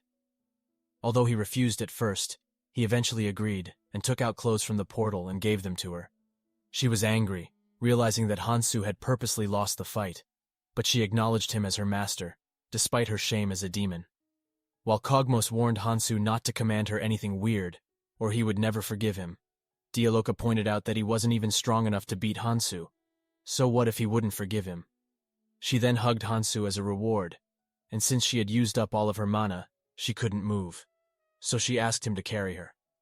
Meanwhile, in the temple, the Saintess is troubled by the fact that they can't use monsters to train the heroes, since the werewolves and orcs have gone extinct. She decides to let Alsus handle the matter, while she invites Celeblis to find the intruder who stole the bag. And after hearing about the werewolves incident, Celeblis wonders if Hansoo is doing well. She then informs the Saintess that she would use the slime named Malang's help to find the intruder, as it has special abilities. When she commands Malang to find the intruder, it says that the intruder had used a similar holy sword hanging on the wall to open a portal and ran away. The Saintess quickly figures out that it was Hansoo. She thanks Celeblis and asks if she needs any help, to which she replies that she needs the Saintess' help to join the academy as a professor. Due to her weakness in battle, she couldn't help during the last incident, and even after trying hunting, she realizes that it doesn't suit her. If she joins the academy as a professor and obtains the blessing teacher, she would be able to gain experience points without participating in battles. Understanding her situation, the Saintess promises to help her. Meanwhile, Oh Han-woo is happy that he was able to end the duel in a draw despite the gap in his and Choi's levels. He plans to beat him next time while a certain evil god gives him a double thumbs up. Then, the merchant brings the weapons that Oh Han-woo had requested. He then asks if there is any dungeon nearby that no one has conquered yet. The guy replies that there isn't. He then notices a large crowd, and after getting into it, he sees Celeblis, and instantly develops a crush. He approaches her and uses his special blessing and asks her if she has something to say to him. She replies that she doesn't, and his blessing is instantly nullified. He becomes confused as to why his blessing didn't work. Then, a certain male god informs him that there is another owner. So he asks Celeblis if she is married. Upon hearing this, she remembers Hansoo again, and tells him to back away and leaves. He then overhears the knights talking about a hero's being admitted to the academy, and that Celeblis will be a professor at the same academy. Upon hearing this, Oh Han-woo falls into his delusion of developing a relationship with Celeblis in the academy as a teacher and student. So he decides to go back to the temple and become heroes again to get admitted to the academy. Later that night in the temple, Prince Alsus explains to the students about the upcoming tournament in which they have to hunt orcs and collect tags that are attached to their ankles. To prepare for the tournament, they had released a great number of orcs in the forest, which is marked on the map. However, many students are scared, as they have never hunted orcs before. Prince Alsus reassures them that it doesn't matter what method they use to win, as the one who brings the most tags will be the winner and receive the grand prize, a one-of-a-kind hero's sword. Choi is determined to win the tournament to wash away the humiliation he received from Oh Han-woo. While Choi is thinking about this, Oh Han-woo appears and declares that he will return to being a hero since his skill level is high enough to participate in the tournament. Although Prince Alsus approves of his participation after hearing that he is now equal to Choi, he is suspicious of his personality, as the description of the hero Hansoo mentioned is similar to Oh Han-woo. So he asks him if he remembers any incident involving a fairy, which Oh Han-woo mistakes as the time he approached Celeblis using his blessing. He tries to explain to Alsus that it was a misunderstanding and he just wanted to help her. This makes Alsus certain that the hero Hansoo mentioned is Oh Han-woo. He then tells him to return the money he received upon giving up the hero's title. Oh Han-woo lies and claims that he used up all of the money in his training. To verify this, Alsus challenges him to a spar, to which he arrogantly agrees, and as the fight begins, he uses his fire magic to attack Alsus, but is easily defeated. Alsus then asks the students to raise their hands if they want to participate in the tournament. He also informs them that the students won't receive any protection during the tournament. Some students raise their hands, and then the scientists tell everyone who doesn't want to participate to pack their bags and leave, as the temple is planning to sponsor only the hero with courage and determination for the selection. Upon hearing this, many students raise their hands in protest, but they are all kicked out, leaving only the high-ranking students. The scientists inform the remaining students that they have passed the first round and start the second round. Hansoo arrives in the city carrying Dialoka on his back. The outsider god comments that his behavior is unlike an outsider and advises him to abandon the demon. However, Hansoo explained that he couldn't abandon her because she was the new translator, as the previous translator, Kogmos, had left, saying that he would return after becoming stronger. The god feels uncomfortable and leaves, and arrives at the temple. There, she checks the schedule and learns about a tournament where the winner's reward is a holy sword and the opportunity to be admitted to the Magic Academy, Hogwarts. The outsider god loves the idea of getting into Hogwarts Academy. Meanwhile, Hansoo arrives at the inn and lays Dialoka down. He checks his stats and notices that the outsider's blessing is present, which means the outsider god didn't abandon him. The inn's employee appears and asks about Dialoka being a demon. Before Hansoo can reply, his curse massacre is activated, causing the girl to get scared and run away. Although he understands that it's happening because of his curse, it doesn't bother him. While thinking about getting revenge on the thieves who attacked them in the market, the outsider god returns and mentions that her journey was solitary and demands a compliment. After receiving a compliment, God asks Hansoo where he is going. He informs her that he is planning to get revenge on the thieves. Outsider god urges him to go to the academy, but Hansoo says he'll decide after teaching the thieves a lesson. Outsider god doesn't believe him and throws a tantrum, demanding that he promise to go to the academy. But Hansoo replied that he would promise if the god helped him teach the thieves a lesson, to which the god agreed. Later, he went to the merchant, and with the god's help, he was able to communicate and buy some slaves to attract the thieves' attention. While they are talking, Hansoo is shot by an arrow from one of the thieves, but he easily deflects it and mocks the thief, which causes their boss to confront him with his team. As the fight begins, the outsider god tells Hansoo to quickly finish the fight and go to the academy. Hansoo agrees and rushes towards them, beating them one by one.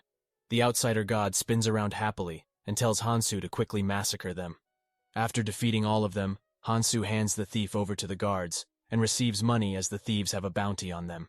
The guards have brought slimes to clean up, but Hansoo notices that the slimes aren't cleaning the bone.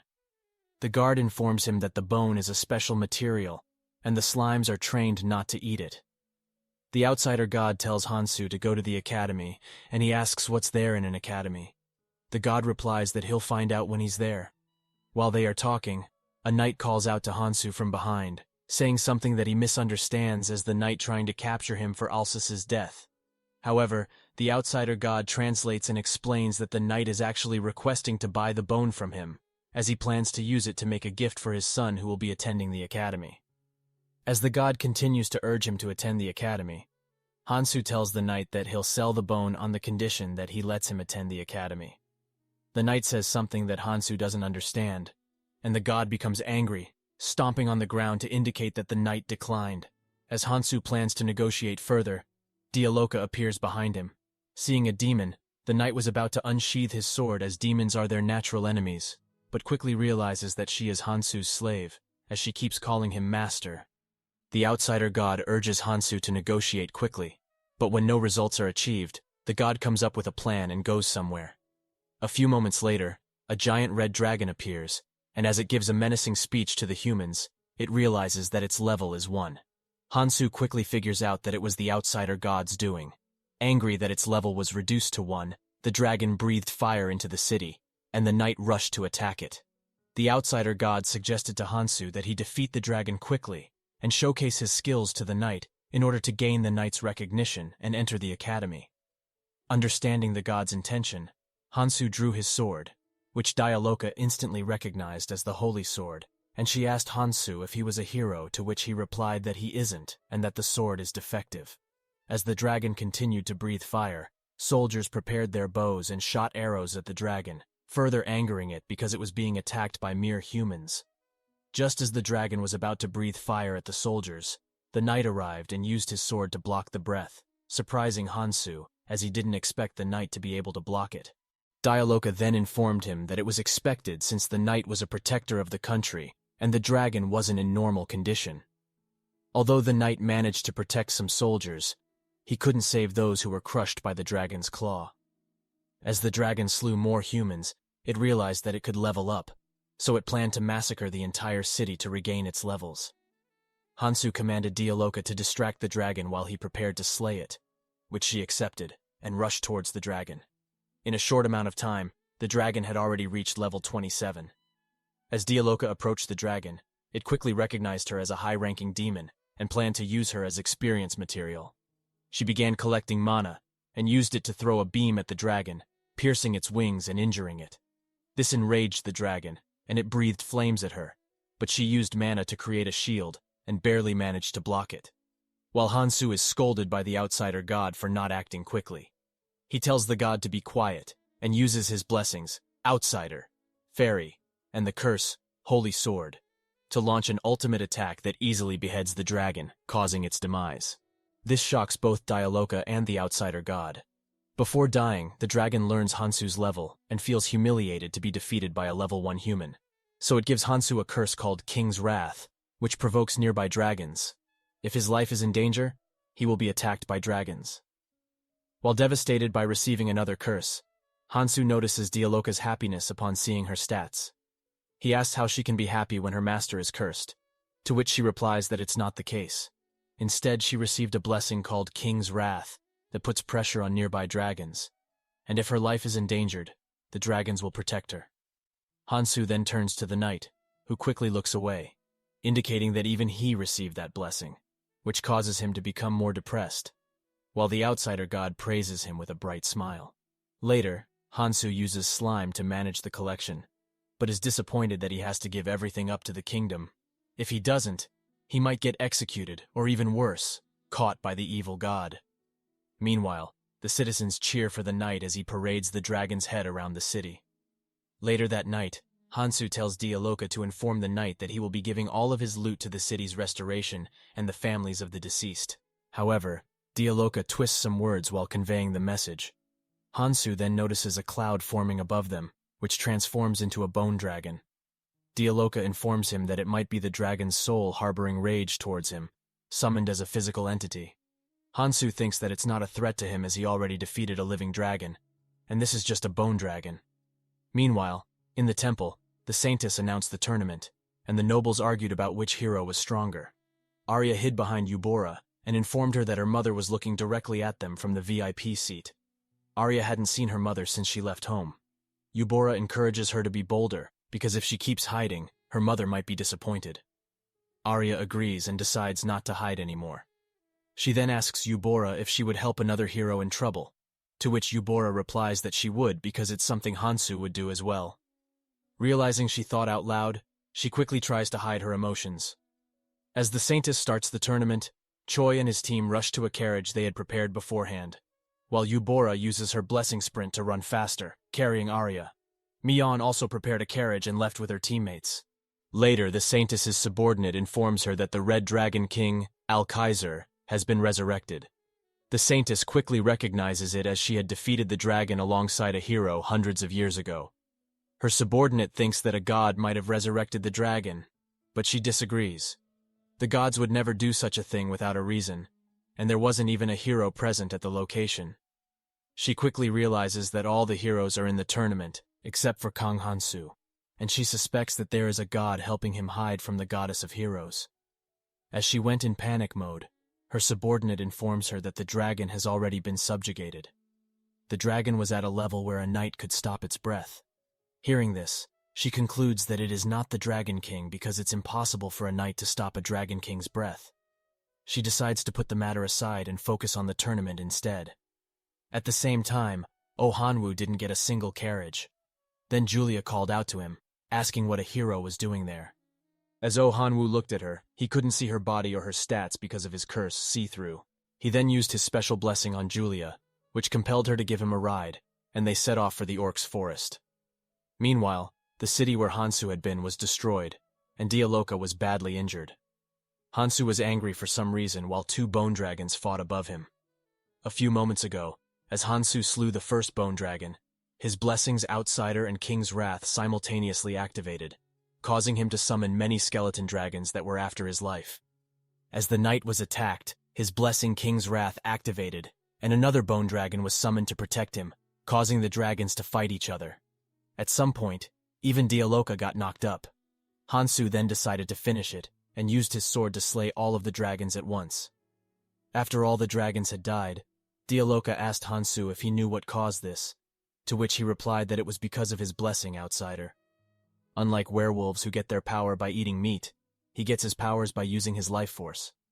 King's Wrath curse triggers every time his life is in danger, and Outsider, which resets his stats, causes an infinite loop that keeps summoning dragons. But at some point, even his curse got reset and stopped. As the dragon bone was still a rare material, Hansoo decided to give all of it to Dialoka. Then, the knight rose up from the grave of bones and requested Hansoo to go to the academy together with his son, which made the Outsider god extremely happy and praised themselves for the perfect plan. Having no other choice, Hansoo accepted the invitation and arrived at the knight's mansion to meet his son. During their dinner, Dialoka translated the knight's words and explained that he wants Hansoo to go to the academy with his oldest son instead of the youngest. The youngest already had a partner, while the oldest had dropped out but could return to the academy. Hansoo agreed, which made the parents happy. Dialoka then mistranslated their words and falsely claimed that they wanted to bribe him with money. Hansoo quickly realized she was lying. He then instructed her to translate that he had accepted the offer. Dialoka complied and said that Hansoo wanted to see the face of the disgraceful son who hides when there are guests in the house. Before Hansoo could stop her, he noticed the knight and his wife on the ground, crying.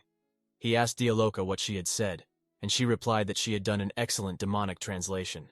Later, when Hansoo was resting in the guest room, he asked Dialoka if she had any information on the academy. She informed him that the academy was founded by humans to oppose the demons and taught about battle. Despite all their efforts, humans were still weak, so it had become a place for networking. At the end of the explanation, the knight's oldest son appeared and challenged Hansoo to a duel, calling him level 1. Hansoo quickly understood his words without translation, and since the guy's father put his son in Hansoo's care, he planned to teach him a lesson by giving him a good beating.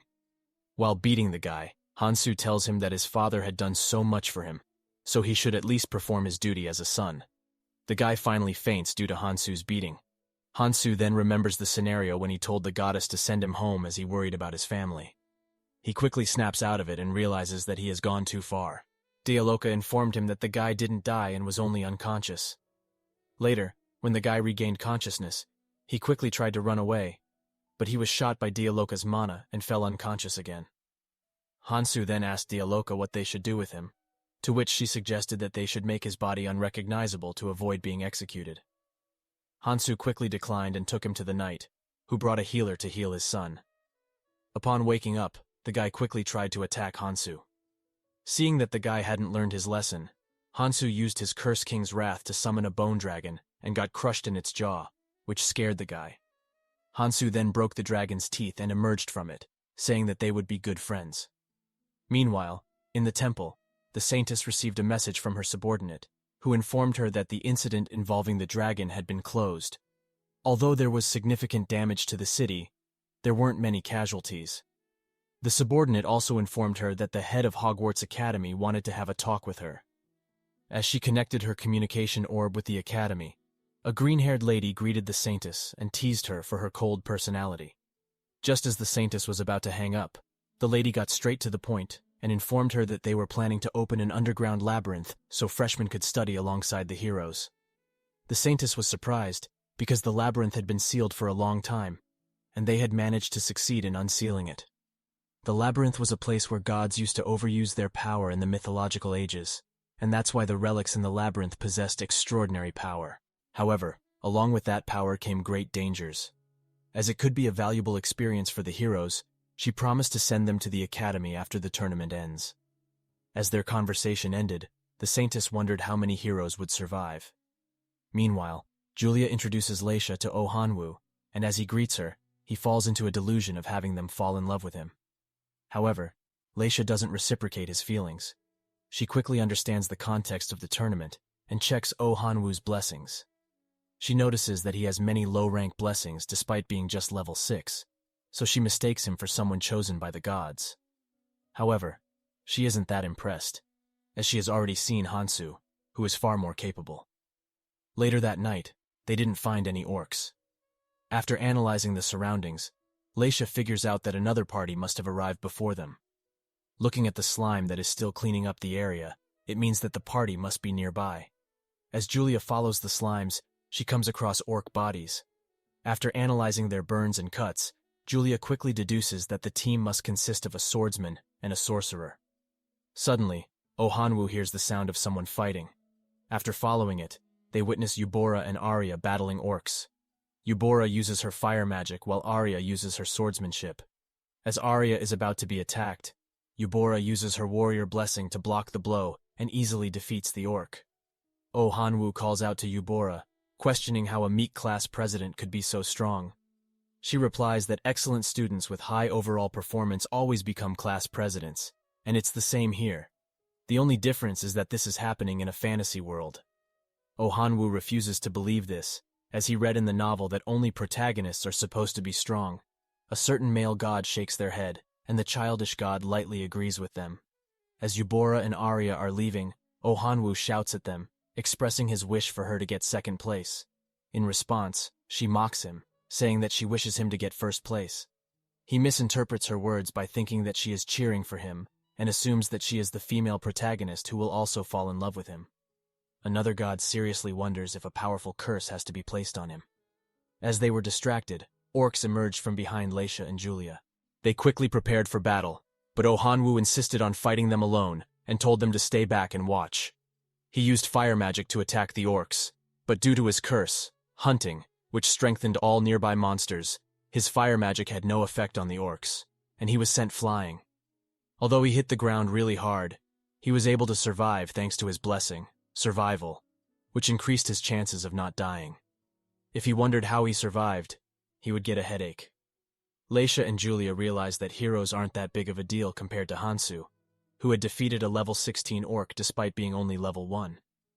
Leisha then asked Julia if they would be able to meet Hansoo again, to which she replied that they would if he came to the academy. The fight began with Julia using her swordsmanship and Leisha employing her magic to attack the orcs, who were strengthened because of Oh Han-woo's hunting curse. Despite that, they were able to defeat all the orcs. Leisha asked Julia what they should do about the unconscious hero. She suggested Julia carry him on her back, but Julia declined, saying her back hurt. Leisha also complained of back pain, indicating that neither of them wanted to carry Oh Han-woo. Observing the scenario, a certain evil god burst into laughter. Meanwhile, Choi arrives in the forest and sees Mi-yeon, who caught up with them using a carriage. He calls her a coward, and she responds by pointing out that he was the one who used the carriage first. Choi warns her not to disturb him during his hunting. In response, she mocks him, stating that his weak threats won't work.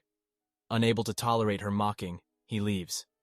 Later, Choi begins hunting by commanding his team to use fire magic, while he utilizes his swordsmanship to deliver the final blow.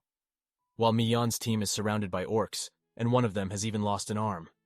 Mi-yeon herself is also cornered by orcs due to her blessing charm.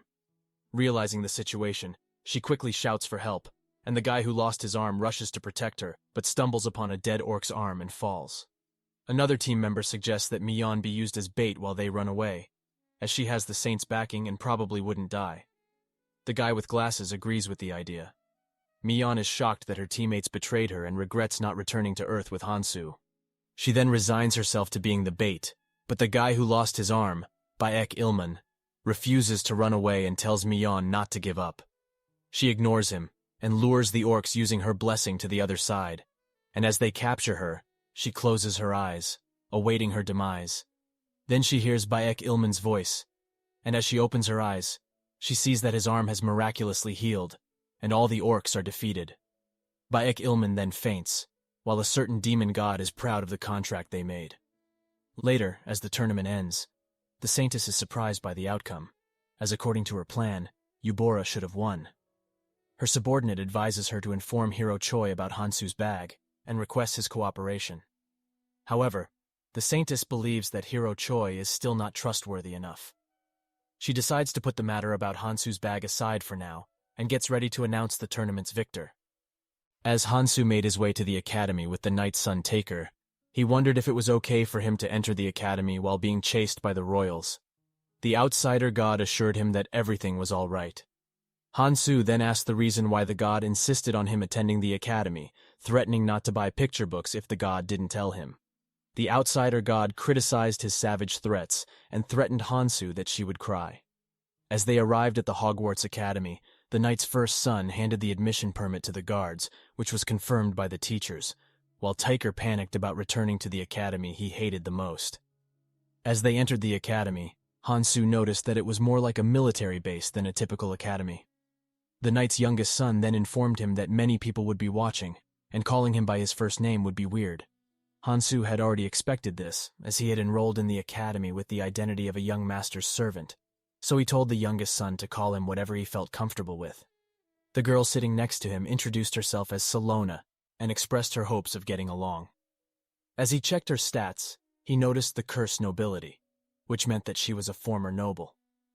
Later, he wore uniforms and prepared for the admission test, but Dialoka commented that the uniform didn't suit him, and it was obvious that he would be ignored since he was only level 1. She advised him to dye the uniform in a catchy color like red, but Hansoo declined, as it was not allowed, and commanded her to stay in the dormitory. Later, as the exam began, the teacher was amazed by the fact that Hansoo managed to pass all the physical exams despite being a level 1. The teacher asked if he knew about fairy applicants, thinking it was a common question in the exam. Hansoo answered that he knew a bit about them, as he had been shot by a fairy's arrow. The teacher found his answer interesting, considering the fact that he was able to face off against fairies with bows despite his curse and mixed blessings.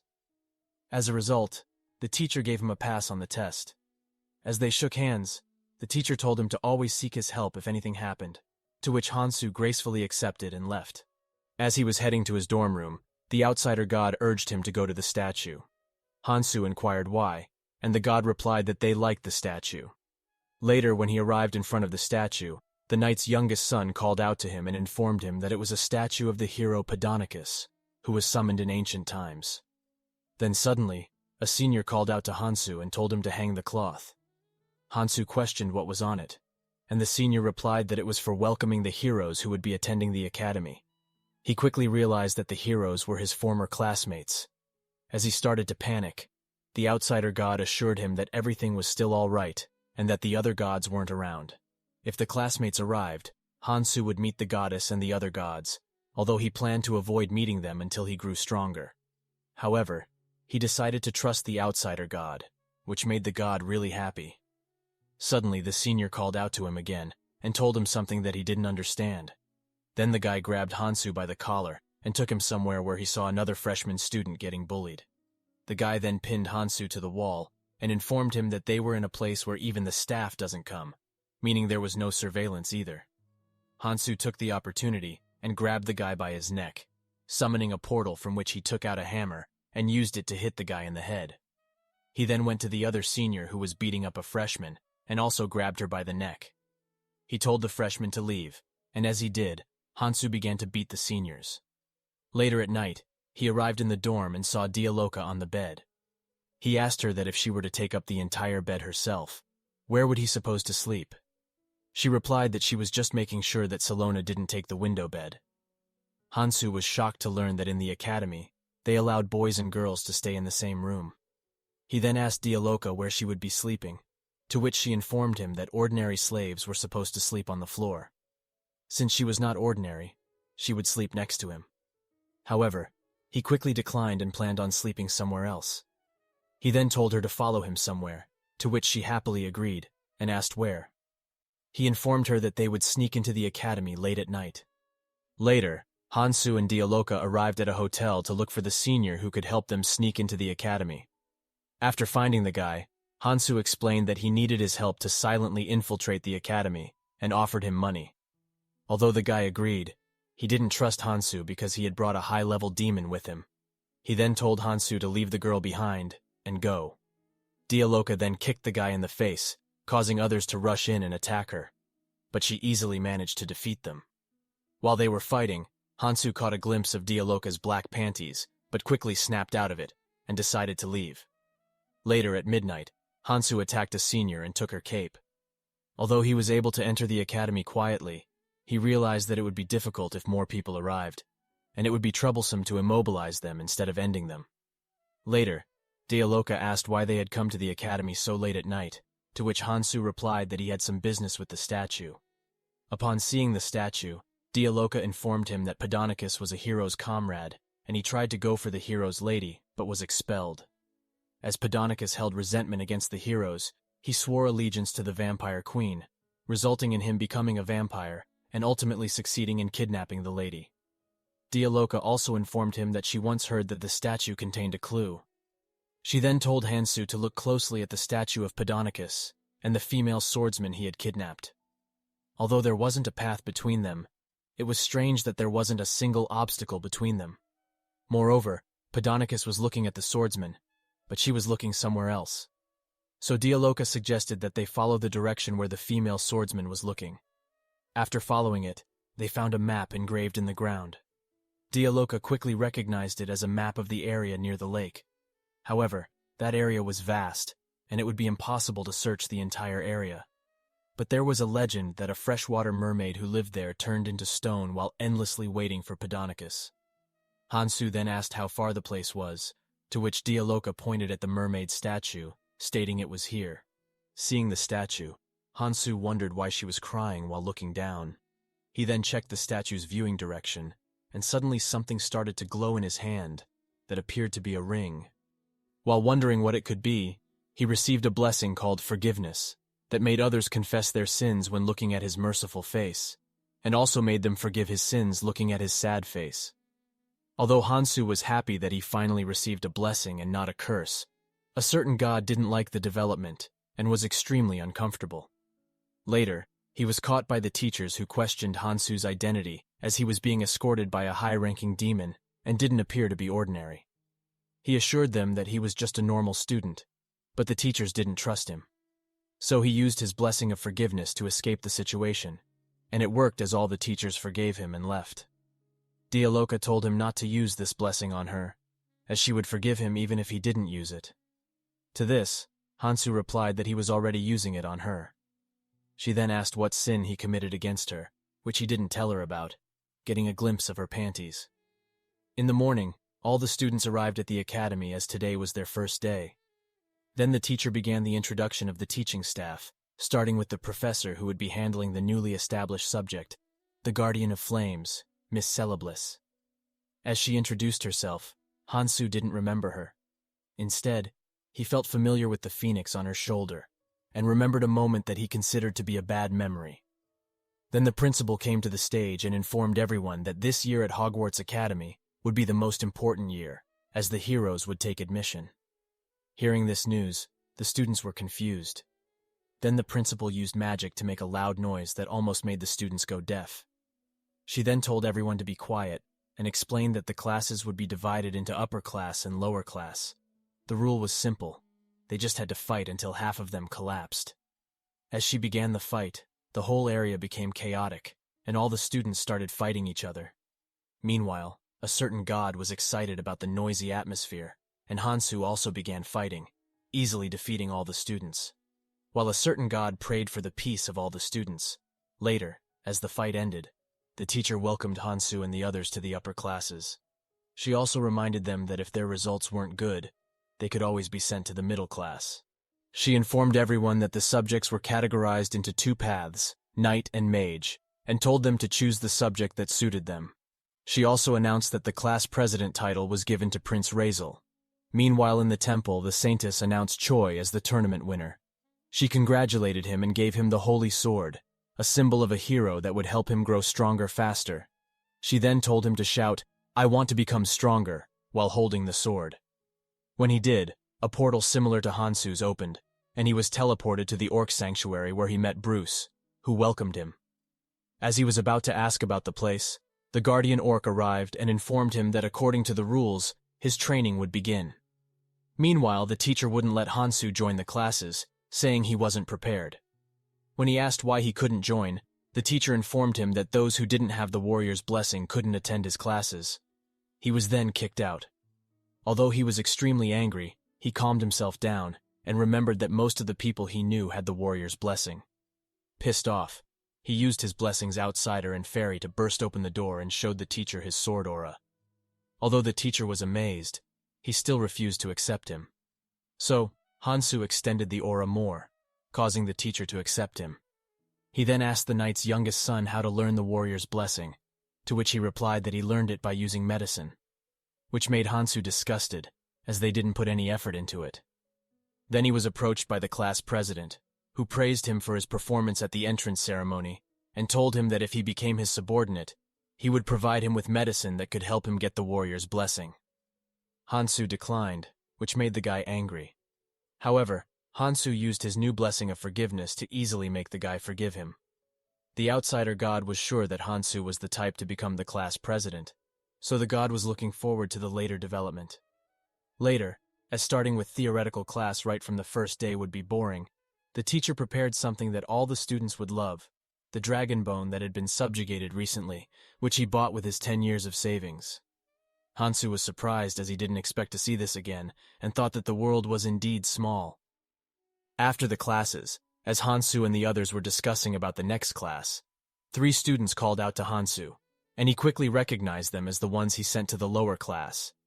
He then told everyone to leave and decided to follow them as he was getting bored anyway. They led him to a place where Taker had been beaten up by the students who had lost to Hansoo in the admission ceremony.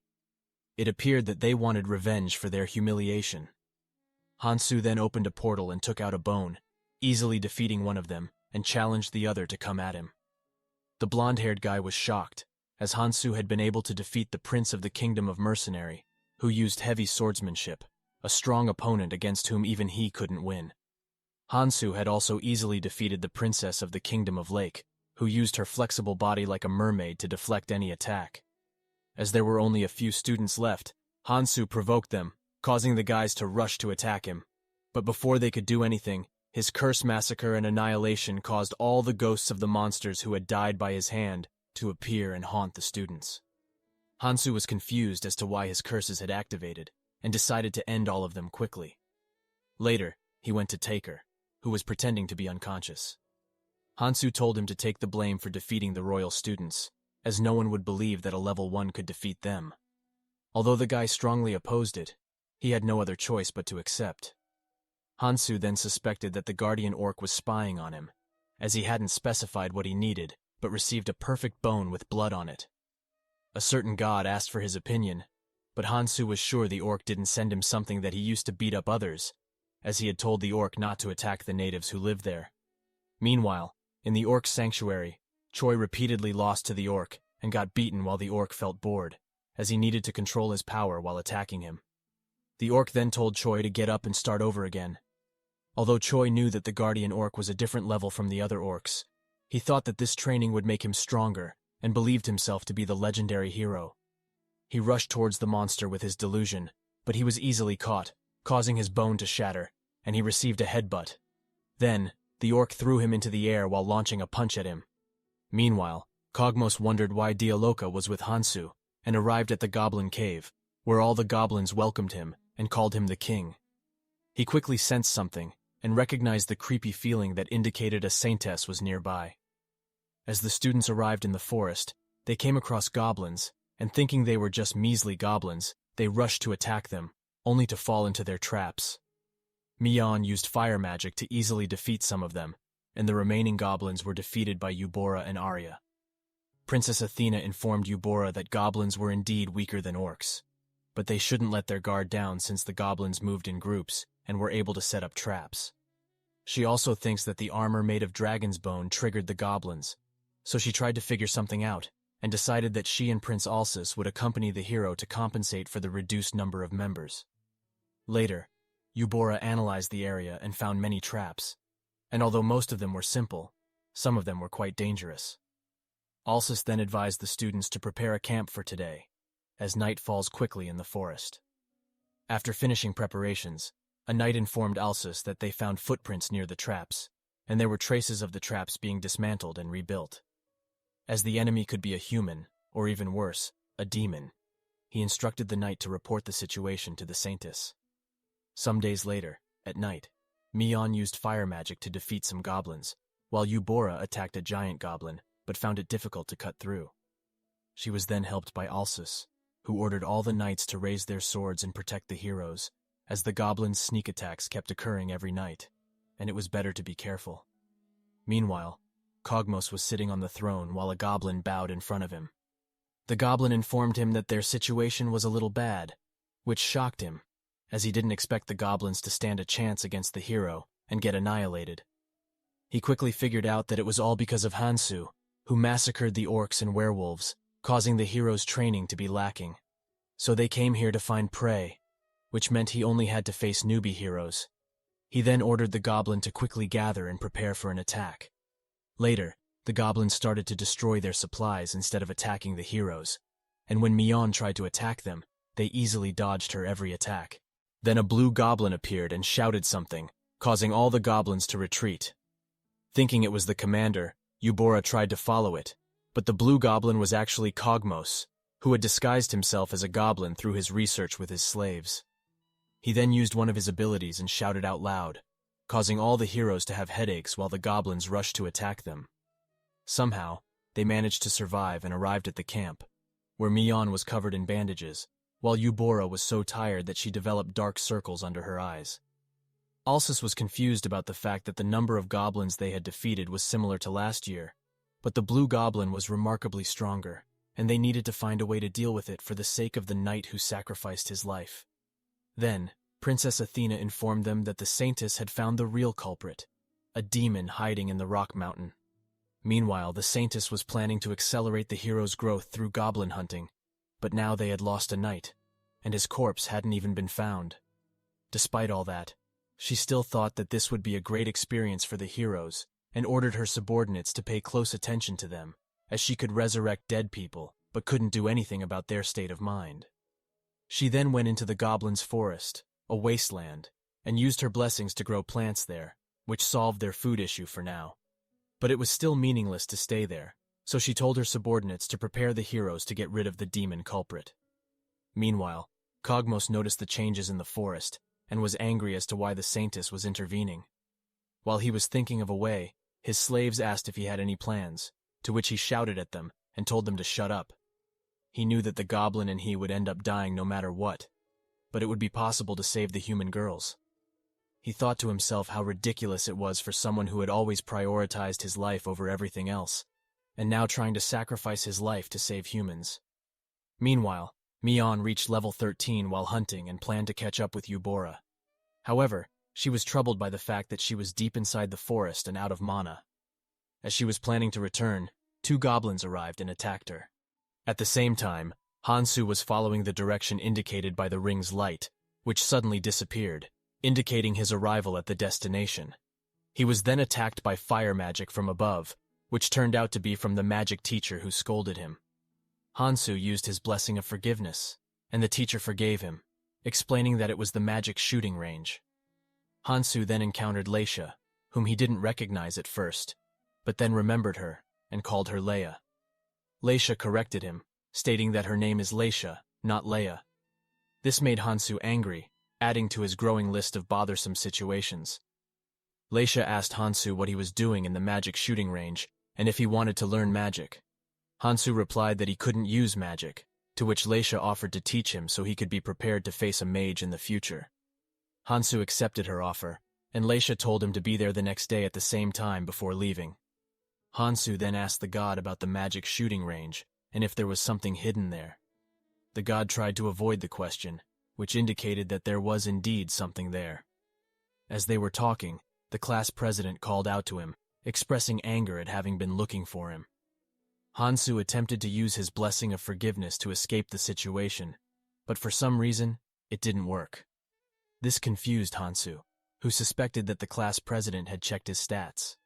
The class president suggested that they team up to become the strongest in the academy, to which he agreed as he heard that there would be group assignments, and it would be better to work with someone from the same class. The outsider god felt uncomfortable, and so after arriving at the dorm, he asked Dialoka how to hide the status windows.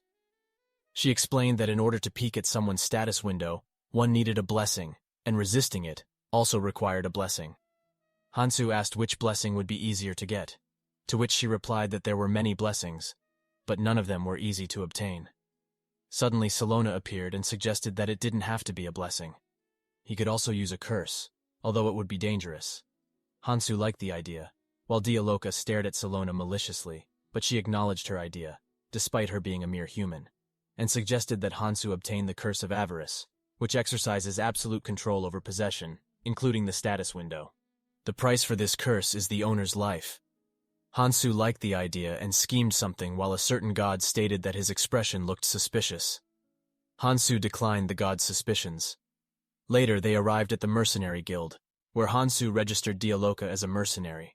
When she asked why, he explained that in order to gain the curse of avarice, he needed to own many slaves or possess a lot of wealth. By increasing her level to an extent that even he couldn't handle at his current level, he would receive the curse. Although Dialoka agreed, she worried about her curse hunting and explained that it was a powerful curse that could make an orc as strong as an ogre, comparable to the knight they had encountered. Hansoo reassured her, telling her not to worry too much, as they were just going to hunt some werewolves. As they started to hunt the werewolves, Dialoka used her aura to attack, but due to her curse hunting, the attack was shallow. Hansoo stepped in and easily slew all the werewolves. He then instructed Dialoka to bring their canines, and for some reason, she burst into laughter. Hansoo noticed a slime eating one of the werewolves and told Dialoka to bring them right away, which she happily accepted, indicating that she had started to like Hansoo. The next morning, Hansoo arrived at the academy, where Taker complained that because of his fault, they had to clean the restroom for 15 days. Then Leisha called out to Hansoo, which made Taker angry, as he had a crush on her. He asked about their relationship, and Hansoo slammed him, expressing frustration at everyone making a fuss about everything. Leisha informed him that she would teach him magic after classes today, and then left. Hansoo then dragged Taker to the low-class dorm, and upon arriving, Hansoo was surprised by the dorm's condition.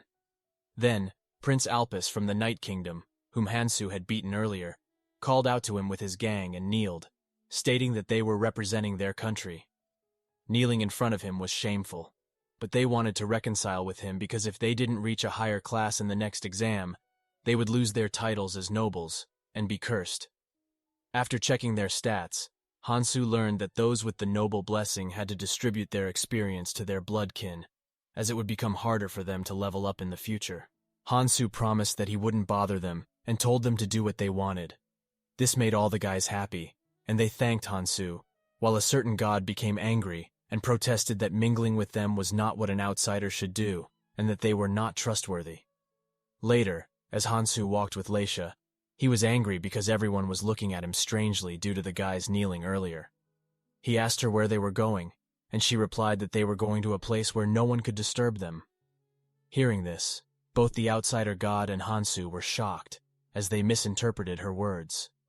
They quickly realized that it was not what she meant. She then informed him that she had recently worked with a hero, which shocked Hansoo. Leisha continued to explain that she had worked with the hero for a short period of time, but quit because he was too much for her to handle, as the guy hunts recklessly. Hansoo quickly realized that she was talking about Oh Hanwoo, who used to read fantasy novels every day. He speculated that Oh Hanwoo must have adapted quickly due to his knowledge of fantasy worlds, while outsider god tilted their head at his thought and giggled slightly. Later, as they arrived at their destination, Leisha helped Hansoo meditate, which worked, and he felt something hot rising. However, the outsider god felt very uncomfortable and punched him. Hansoo ignored the god and continued to feel the increasing magic. Suddenly his blessing outsider activated, causing the magic to disappear, while the outsider god felt proud and joyful. Then, his blessing, outsider, ranked up from E to D, causing his body to overflow with energy and make it unstable. He quickly realized that if he tried to control it, his strength balance would collapse. So he gathered all his energy in his hand and shot it into the sky. While he felt refreshed, Leisha was shocked and asked him how he used magic. Seeing his dumbfounded expression, she realized that he used magic without even knowing it. Now that Hansoo knew he could use magic, he tried to do it again and shot it into the sky several times. The teacher noticed and rushed to see who was using magic recklessly on campus. Upon seeing Hansoo, who had skipped swordsmanship class and was now using magic, the teacher decided to teach him a lesson and told him to give up on magic. Hansoo quickly tried to use his blessing of forgiveness to counter the situation, but it was nullified. As the guy rushed to attack him, Hansoo used magic to counterattack. Later, he was forced to attend the magic class, although the teacher forgave him. He told Hansoo to attend the magic classes sincerely, which he accepted. Then he noticed that everyone had partners, and since the class president didn't arrive, he went to sit next to Prince Alpus. Although Alpus initially refused to sit next to Hansoo, he later accepted due to Hansoo's threats. Then Celeblis arrived with her phoenix and introduced herself as the magic class teacher. Her phoenix flew over to Hansoo and started glaring at him, confusing him as to why the bird was acting this way only towards him. Teacher Celeblis announced that the class would be held twice every month. Thinking it was a good idea, Hansoo asked the prince's opinion, but messed up his name and called him Mulpus, to which the prince shouted loudly, correcting him that his name was Alpus, not Mulpus. As Celeblis scolded the prince, she noticed Hansoo sitting next to him and became flustered. She quickly withdrew her statement and said that the class would end today and left, saying that from tomorrow onward, they would have classes every day at the same time. Hearing that classes would be held every day, Hansoo blamed Alpus while wondering why he keeps meeting guys like Kogmos. Meanwhile, Mion woke up and met Kogmos, who welcomed her into his cradle and introduced himself as the 14th son of the Dark King, Kogmos. Although Mion was shocked, she was attracted to his looks and voice. Thinking that even the son of the Dark King was considered a prince, she decided to seize the opportunity and used her blessing charm to charm Kogmos. However, it didn't work on him, as he easily nullified her blessing and eliminated her, causing him to receive the Curse Hero, which reduced his experience points obtained through hunting and achievements. He was mortified as he couldn't level up anymore, meaning he couldn't take Dialoka from Hansoo. Suddenly, a goblin informed him that he had a guest, who turned out to be Eubora. She quickly noticed Mion's dead body and prepared to attack, while Kogmos introduced himself and asked why she was alone. Prince Alsus appeared from behind and replied that she wasn't alone.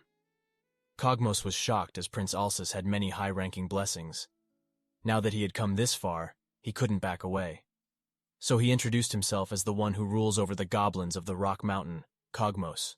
Princess Athena also arrived and asked if the trap was his doing, to which he replied affirmatively. Alsus then rushed to attack him, but Kogmos told him not to, as he had set up a trap that could potentially destroy Mion's body beyond resurrection. Alsus rushed to protect Mion, but was too slow, so Eubora used her blessing sprint to move quickly, but fell into Kogmos' trap. He then used a magical string to pull Mion's body away. As Eubora was in trouble, Alsus pushed her away, placing himself under the trap. Then, Princess Athena used her fire magic to destroy the trap, despite that he was badly injured. However, Kogmos's trap didn't end there, as he brought out 2 giant crossbows and threw Mi onto the other side, but Eubora managed to save her. As she looked behind, she saw Alsus covered in arrows, and Kogmos respected him for sacrificing himself to save a hero's life.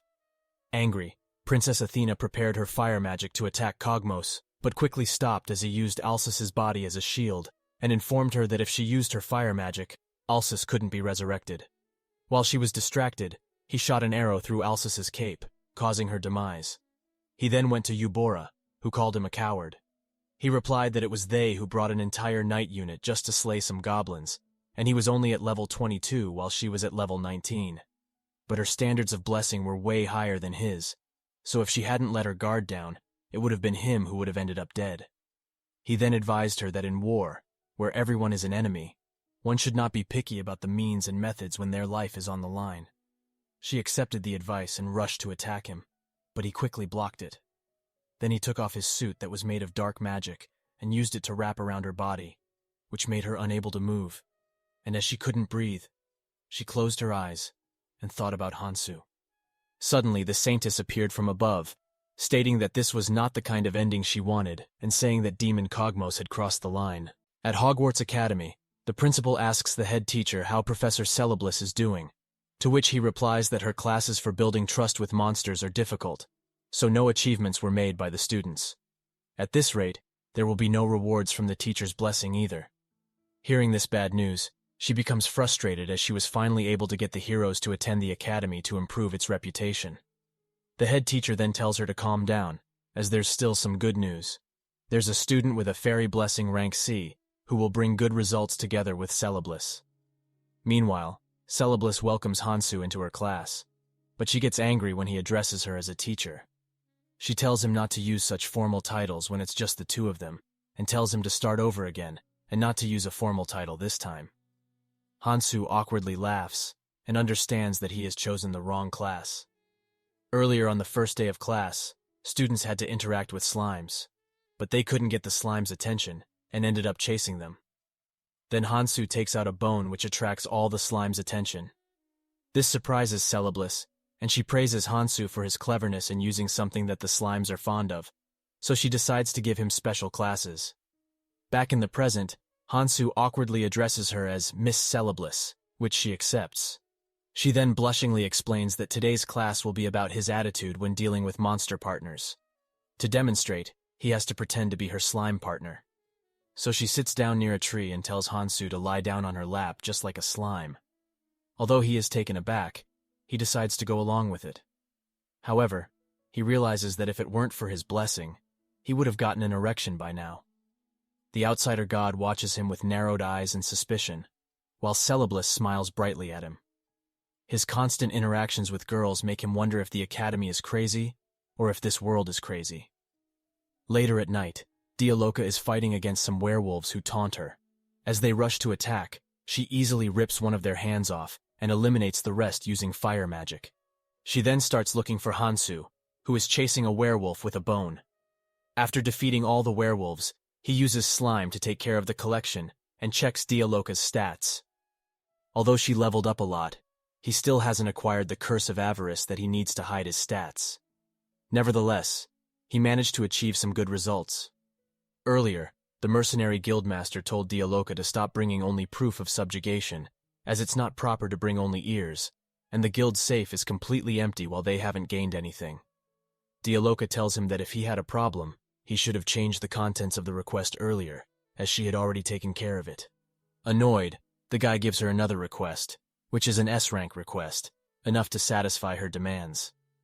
Back in the present day, Hansoo is annoyed that the S-rank request turns out to be a digging job for an underground ruin. He asks for Dialoka's help, but she declines, saying she is exhausted from hunting werewolves. Knowing it's a lie, he persuades her while the outsider god cheers for the lone wolf. After digging for a while, Hansoo realized that it would take a long time, so he decided to blow everything up with one shot. However, Dialoka informed him that he might destroy important remains that held great secrets. This would result in a failed mission for the request. She suggested that getting manpower would be a faster solution. Hearing this, Hansoo contacted the guardian orc through his holy sword and asked him to send some people with digging equipment. Soon, a portal opened, and many people with equipment emerged from it.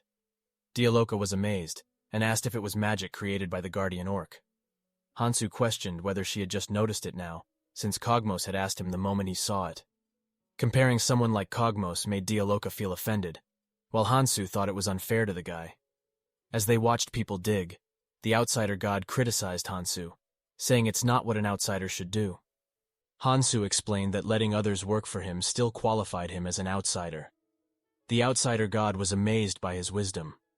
He then asked Dialoka how the number of people had increased, and she replied that he had bought many slaves earlier who had moved to the orc sanctuary. Then a girl named Yao, who came with the workers from the portal, offers Hansoo some food. While he's eating, she informs him that a hero has come to the orc sanctuary to train and become strong. Hansoo thinks that going there himself might expose him to the goddess of heroes, so he decides to avoid going there for a while.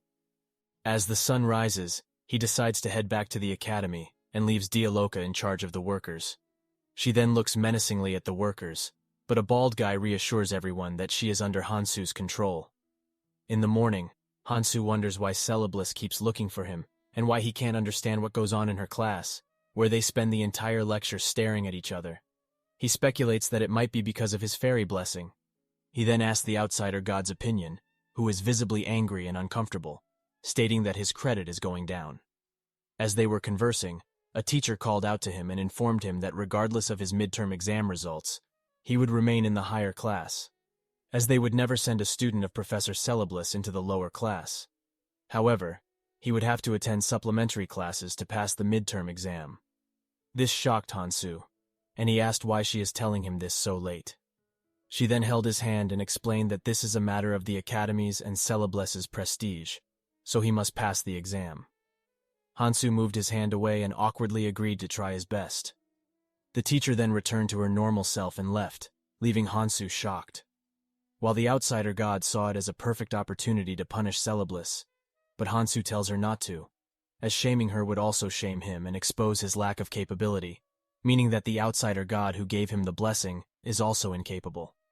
The outsider god calls it all nonsense, but now that he has to attend supplementary classes, he aims for the top result to easily pass the midterm exam, to which the outsider god agrees. Later, he arrives at the digging area where Dialoka smelled Hansoo and asks why he reeked of a female fairy.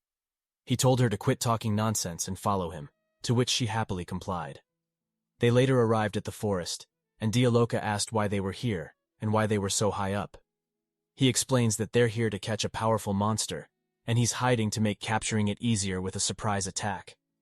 Dialoka then asks why he is looking for something else when he is already raising a powerful demon like her, to which he replies that it's because of a test.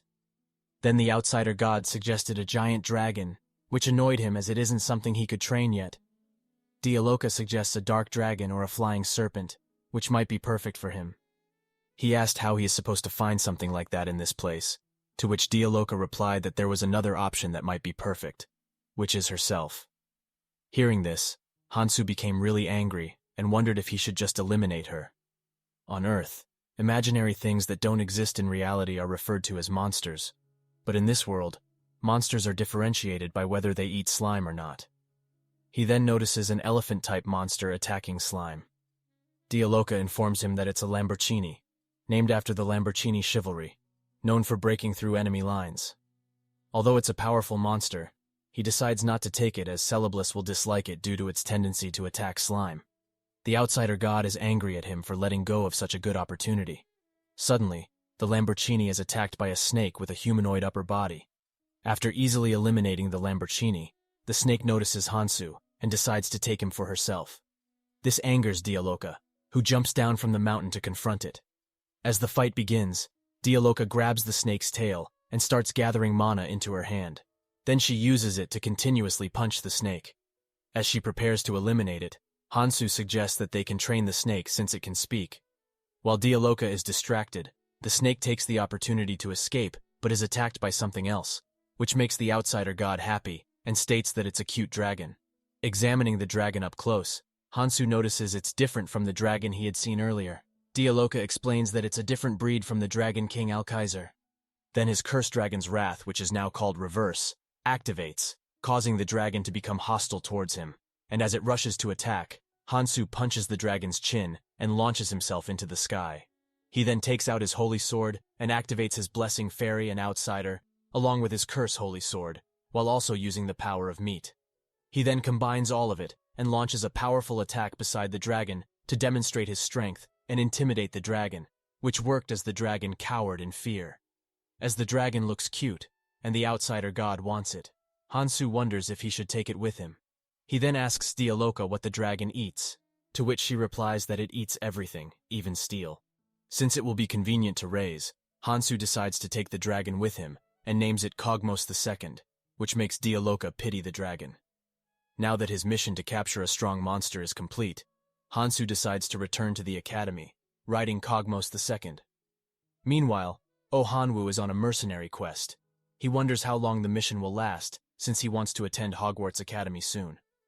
Earlier, he had visited the Mercenary Guild and requested a quest involving escorting a noble or merchant to Hogwarts Academy. The receptionist then uses her blessing of observation, which allows her to look at a person's stats depending on their level compared to hers.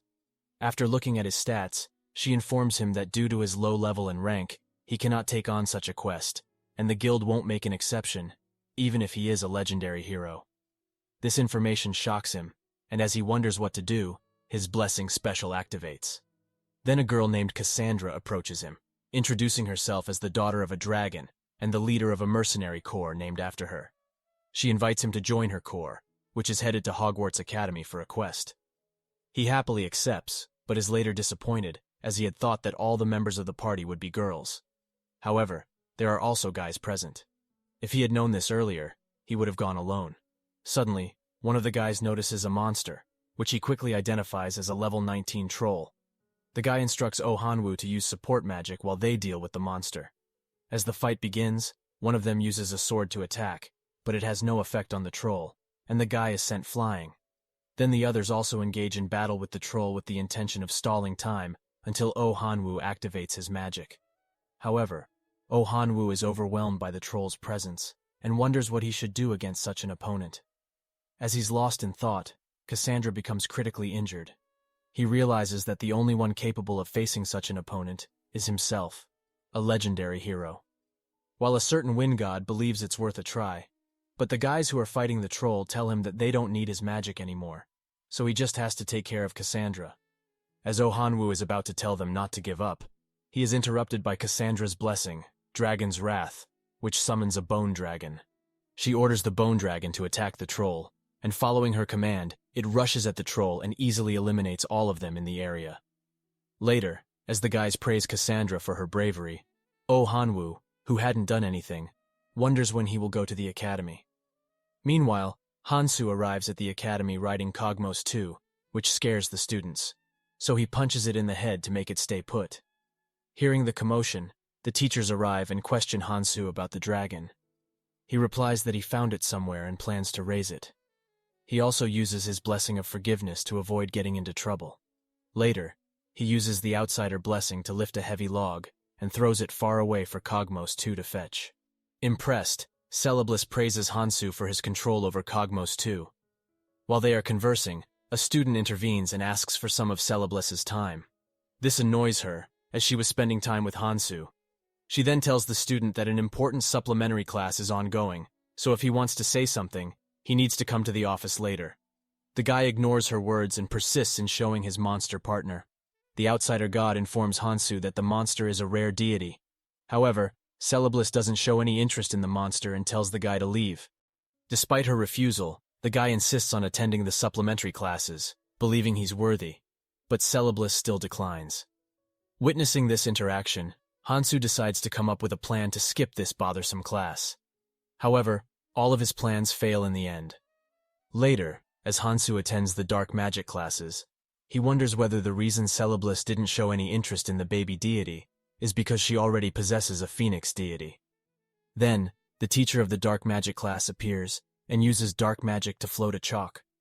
She then asks the students what they think about dark magic and explains that the theory that dark magic is evil, which most people have, is wrong. It's a misunderstanding caused by a devil that was born with a long lifespan and was able to use dark magic. Hearing this, Hansoo remembers that the village chief also mentioned this. but he decides to stop thinking about it and falls asleep.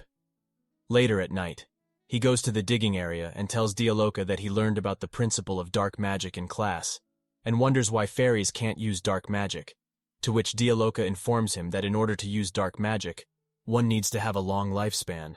But the fairies don't have a long lifespan like angels or demons. They survive longer by stretching their lives. For example, a wound that would heal in a day for a human takes 2 weeks for fairies.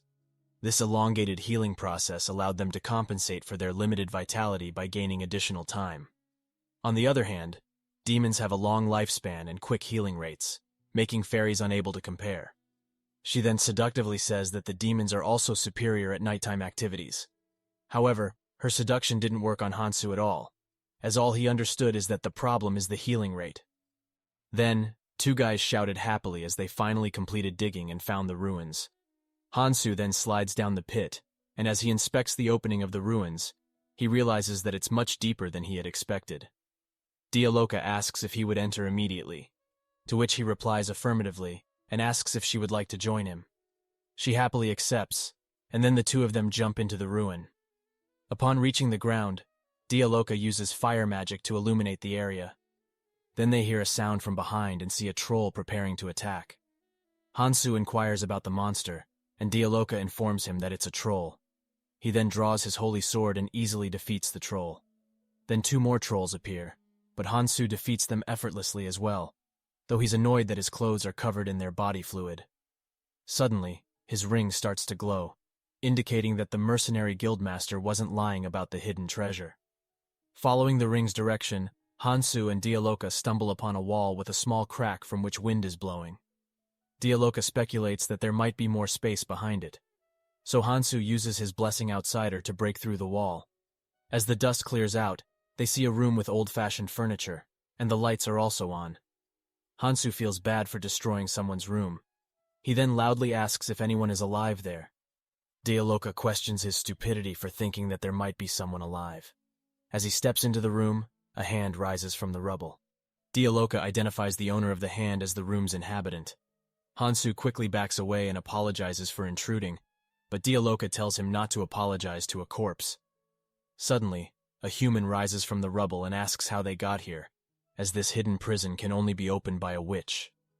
As the man appears healthy, Hansoo tells Dialoka to apologize to him for calling him a corpse, but she refuses. Then the man starts going crazy while repeatedly saying the word witch. He suddenly rushes to attack Hansoo, who easily dodges and counters using his blessing outsider and the holy sword, cutting the man in half. However, he quickly realizes that the man has a regenerating ability similar to the guardian orcs, which can only be used in a certain area. He speculates that this room might be the man's designated area for regeneration, so he kicks the man out of the room, ensuring that he doesn't regenerate. Dialoka asks if it was okay to eliminate the man, as he might have had some clues regarding the ruins. Hansoo then instructs her to use her blessing to check the man's stats. She replies that it doesn't work on dead people, but she tries it anyway, and discovers that the man is alive. As he is rushing towards them, Hansoo uses his authority as Dialoka's master and commands her to stop the man from entering the room. Although she isn't willing due to her curse, her body moves on its own and kicks the man, causing him to get stuck on the ceiling. This makes him angry, and he says that she should have sent him farther away, as he is still in the room, so he can regenerate at any time, and might even go berserk again. Dialoka ignores him as she is angry that he used her curse to command her. Meanwhile, Kogmos gains consciousness and finds himself imprisoned in an underground prison. Then, Eubora informs him that his slaves have left after regaining their freedom. Even after their curse was lifted, they initially tried to follow him. However, upon hearing that he could be executed if they remained stubborn, they left quietly. Hearing this, Kogmos feels relieved and regrets not being able to bid them farewell. Seeing this vulnerable side of Kogmos, Eubora mentions that he doesn't seem like a typical demon. Kogmos tells her not to insult him any further and to just end him. She then sincerely apologizes if her words came across as rude. Seeing her genuine apology, Kogmos is about to say something but decides not to. Instead, he asks why they spared his life. She explains that she had considered what he said in the cave, about them acting cowardly by bringing an entire unit of knights to slay goblins. Upon reflecting, she concluded that his actions were in self-defense, and that they were wrong to invade his territory. She then inquires about the person he mentioned back in the cave. Kogmos doesn't mention Hansoo's name, but describes him as a human who knows no defeat or retreat, while levels are mere numbers to him.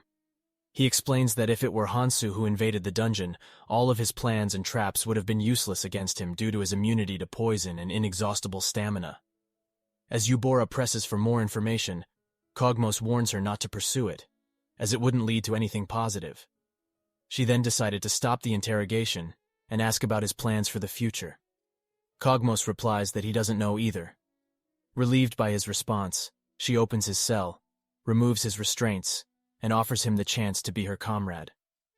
Kogmos questions if she's asking him to betray his own kind and join them. She confirms his assumption.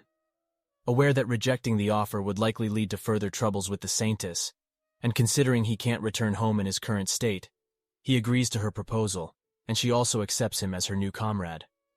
Later, she takes him to the temple, where Prince Alsis informs everyone about the subjugation of the Dragon King Alkaiser.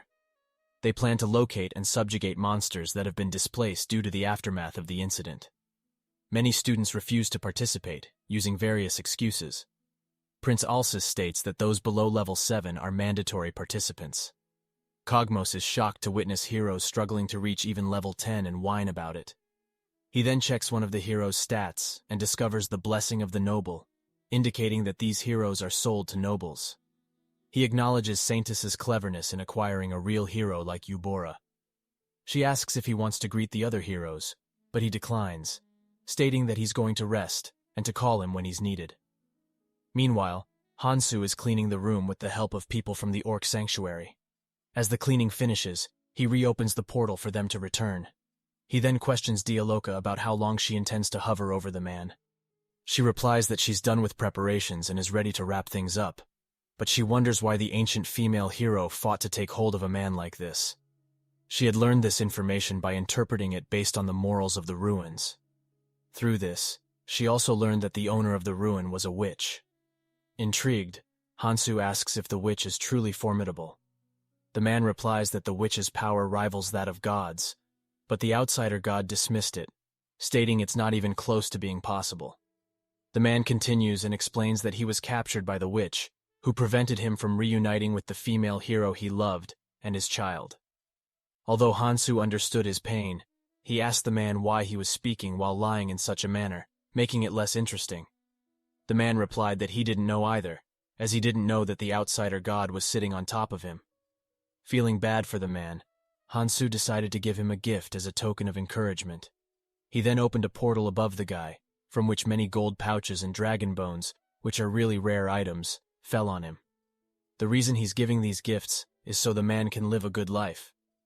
Later, Dialoka is impressed by how Hansoo effortlessly raised a reliable security guard through simple conversation and gifts.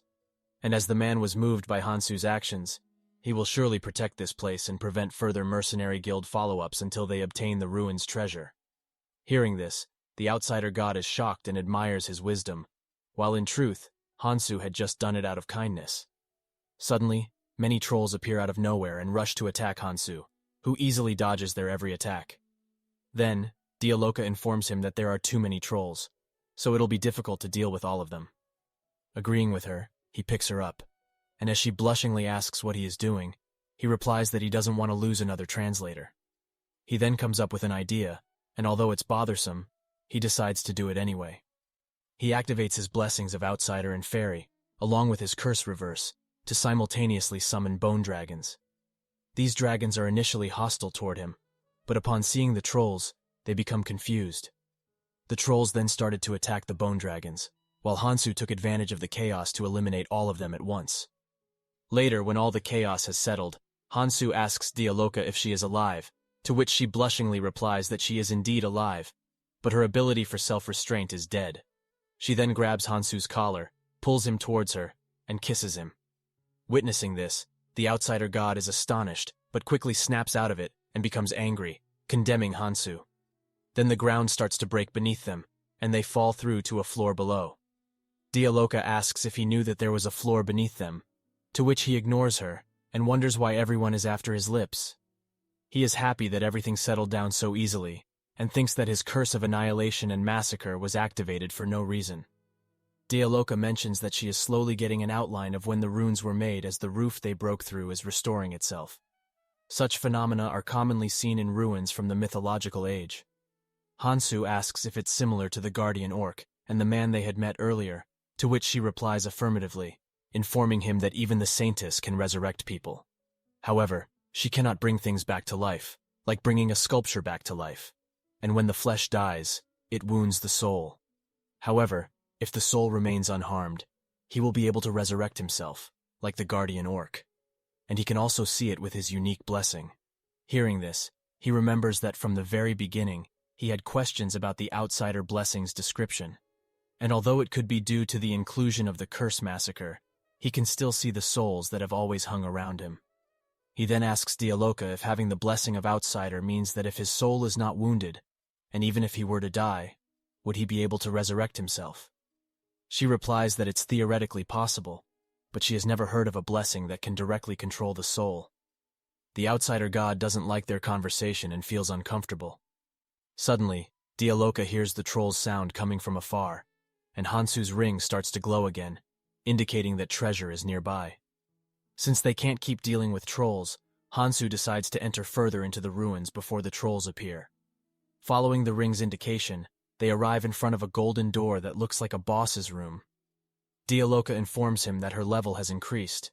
He then asks how much her level has risen, since all she did was finish up what he had beaten. Instead of answering, she shows him her stats, which state that she is level 35. Shocked, Hansoo questions how it went up so much. She explains that although she had eliminated many trolls, but her main level increase came from eliminating the room owner, who was level 38. Suddenly, the door reacts to the ring and opens. Dialoka tells him not to be surprised, as it's very basic magic. They enter the room, and although Hansoo can't see anything due to the thick fog, Dialoka can see a little and is shocked by the sight of a huge waterfall. Someone inside the waterfall, who appears to be a mermaid, welcomes Hansoo and calls him her dear husband. This angers Dialoka, who says that the mermaid is experience points for her to level up more, while the outsider god agrees with her. Hansoo then tells the both of them to calm down and asks the mermaid why she's calling him her husband, to which she replies that he's being rude, as he had accepted the ring and the blessing she had sent as an invitation. Dialoka is shocked, as she recognizes her as Archwitch Angvrora, the only one in the history of Fantasia to have slain a demon king on her own without being a hero. Angvrora confirms Dialoka's assumption and explains that in the past, she had put everything into her past love, for which she even betrayed her hero friend and trapped her loved one in the dungeon. With the hero no longer alive, her only way to seek forgiveness is death. She then uses water magic to create dragons and asks Hansoo if he can grant her end. Hansoo finds her request to be amusing. Then suddenly, the water dragons attack him and Dialoka. He swiftly dodges the attacks while carrying Dialoka. Angvrora is confident that Hansoo won't be able to dodge her next attack since he's in the air without wings. However, Dialoka takes out her wing and carries Hansoo, who tells her to throw him at the mermaid. As she did, he activates his blessings Outsider and Fairy, along with his curse, Holy Sword, and launches a powerful attack. However, despite the attack being very strong, Angvrora begins to regenerate. She then uses her water magic to restrain him. Hansoo then jokingly asks why she did that since he couldn't move. He tells her to let him go, but she refuses, explaining that she had tied him up to take away his freedom, adding that heroes are too simple-minded. Hansoo replies that he doesn't have a blessing like that. He then uses his meat power along with dark magic to attack her, which blows off her entire body, leaving only the tail. However, she instantly regenerates her entire body and praises Hansoo for his powerful dark magic, while expressing her wish for every part of him to fall for her. Hansoo realizes that he can't defeat her inside the dungeon, as her regeneration ability is similar to the guardian orc whose ability only works in a designated area. So he comes up with a plan. He uses his blessings of the Outsider and the Fairy, along with his curse Holy Sword, while also gathering mana and launches a similar attack as before. But this time his intention isn't to eliminate her. Instead, he wants to send her out of her designated area so that she can't regenerate anymore. He then opens a portal and throws her remains inside, teleporting her far away from the ruins. Although Hansoo is happy that he was finally able to defeat her, He quickly realizes that he had sent her to the orc's sanctuary, which is also a ruin. Dialoka assures him that it won't be a problem, as the guardian orc hadn't reported any issues. In fact, they have another problem. Hansoo inquires if it's about the treasure, to which Dialoka informs him that if what Angvarora had sent as a gift was a blessing, it means that these ruins don't have any treasure. And since the ruin master isn't present at the ruins, it won't be able to maintain its function anymore. This means the ruin could fall apart at any time. Then suddenly, the ground starts shaking, and both of them quickly start running away, as the ruin is really collapsing. This makes Hansoo angry, saying that Dialoka should have informed him earlier,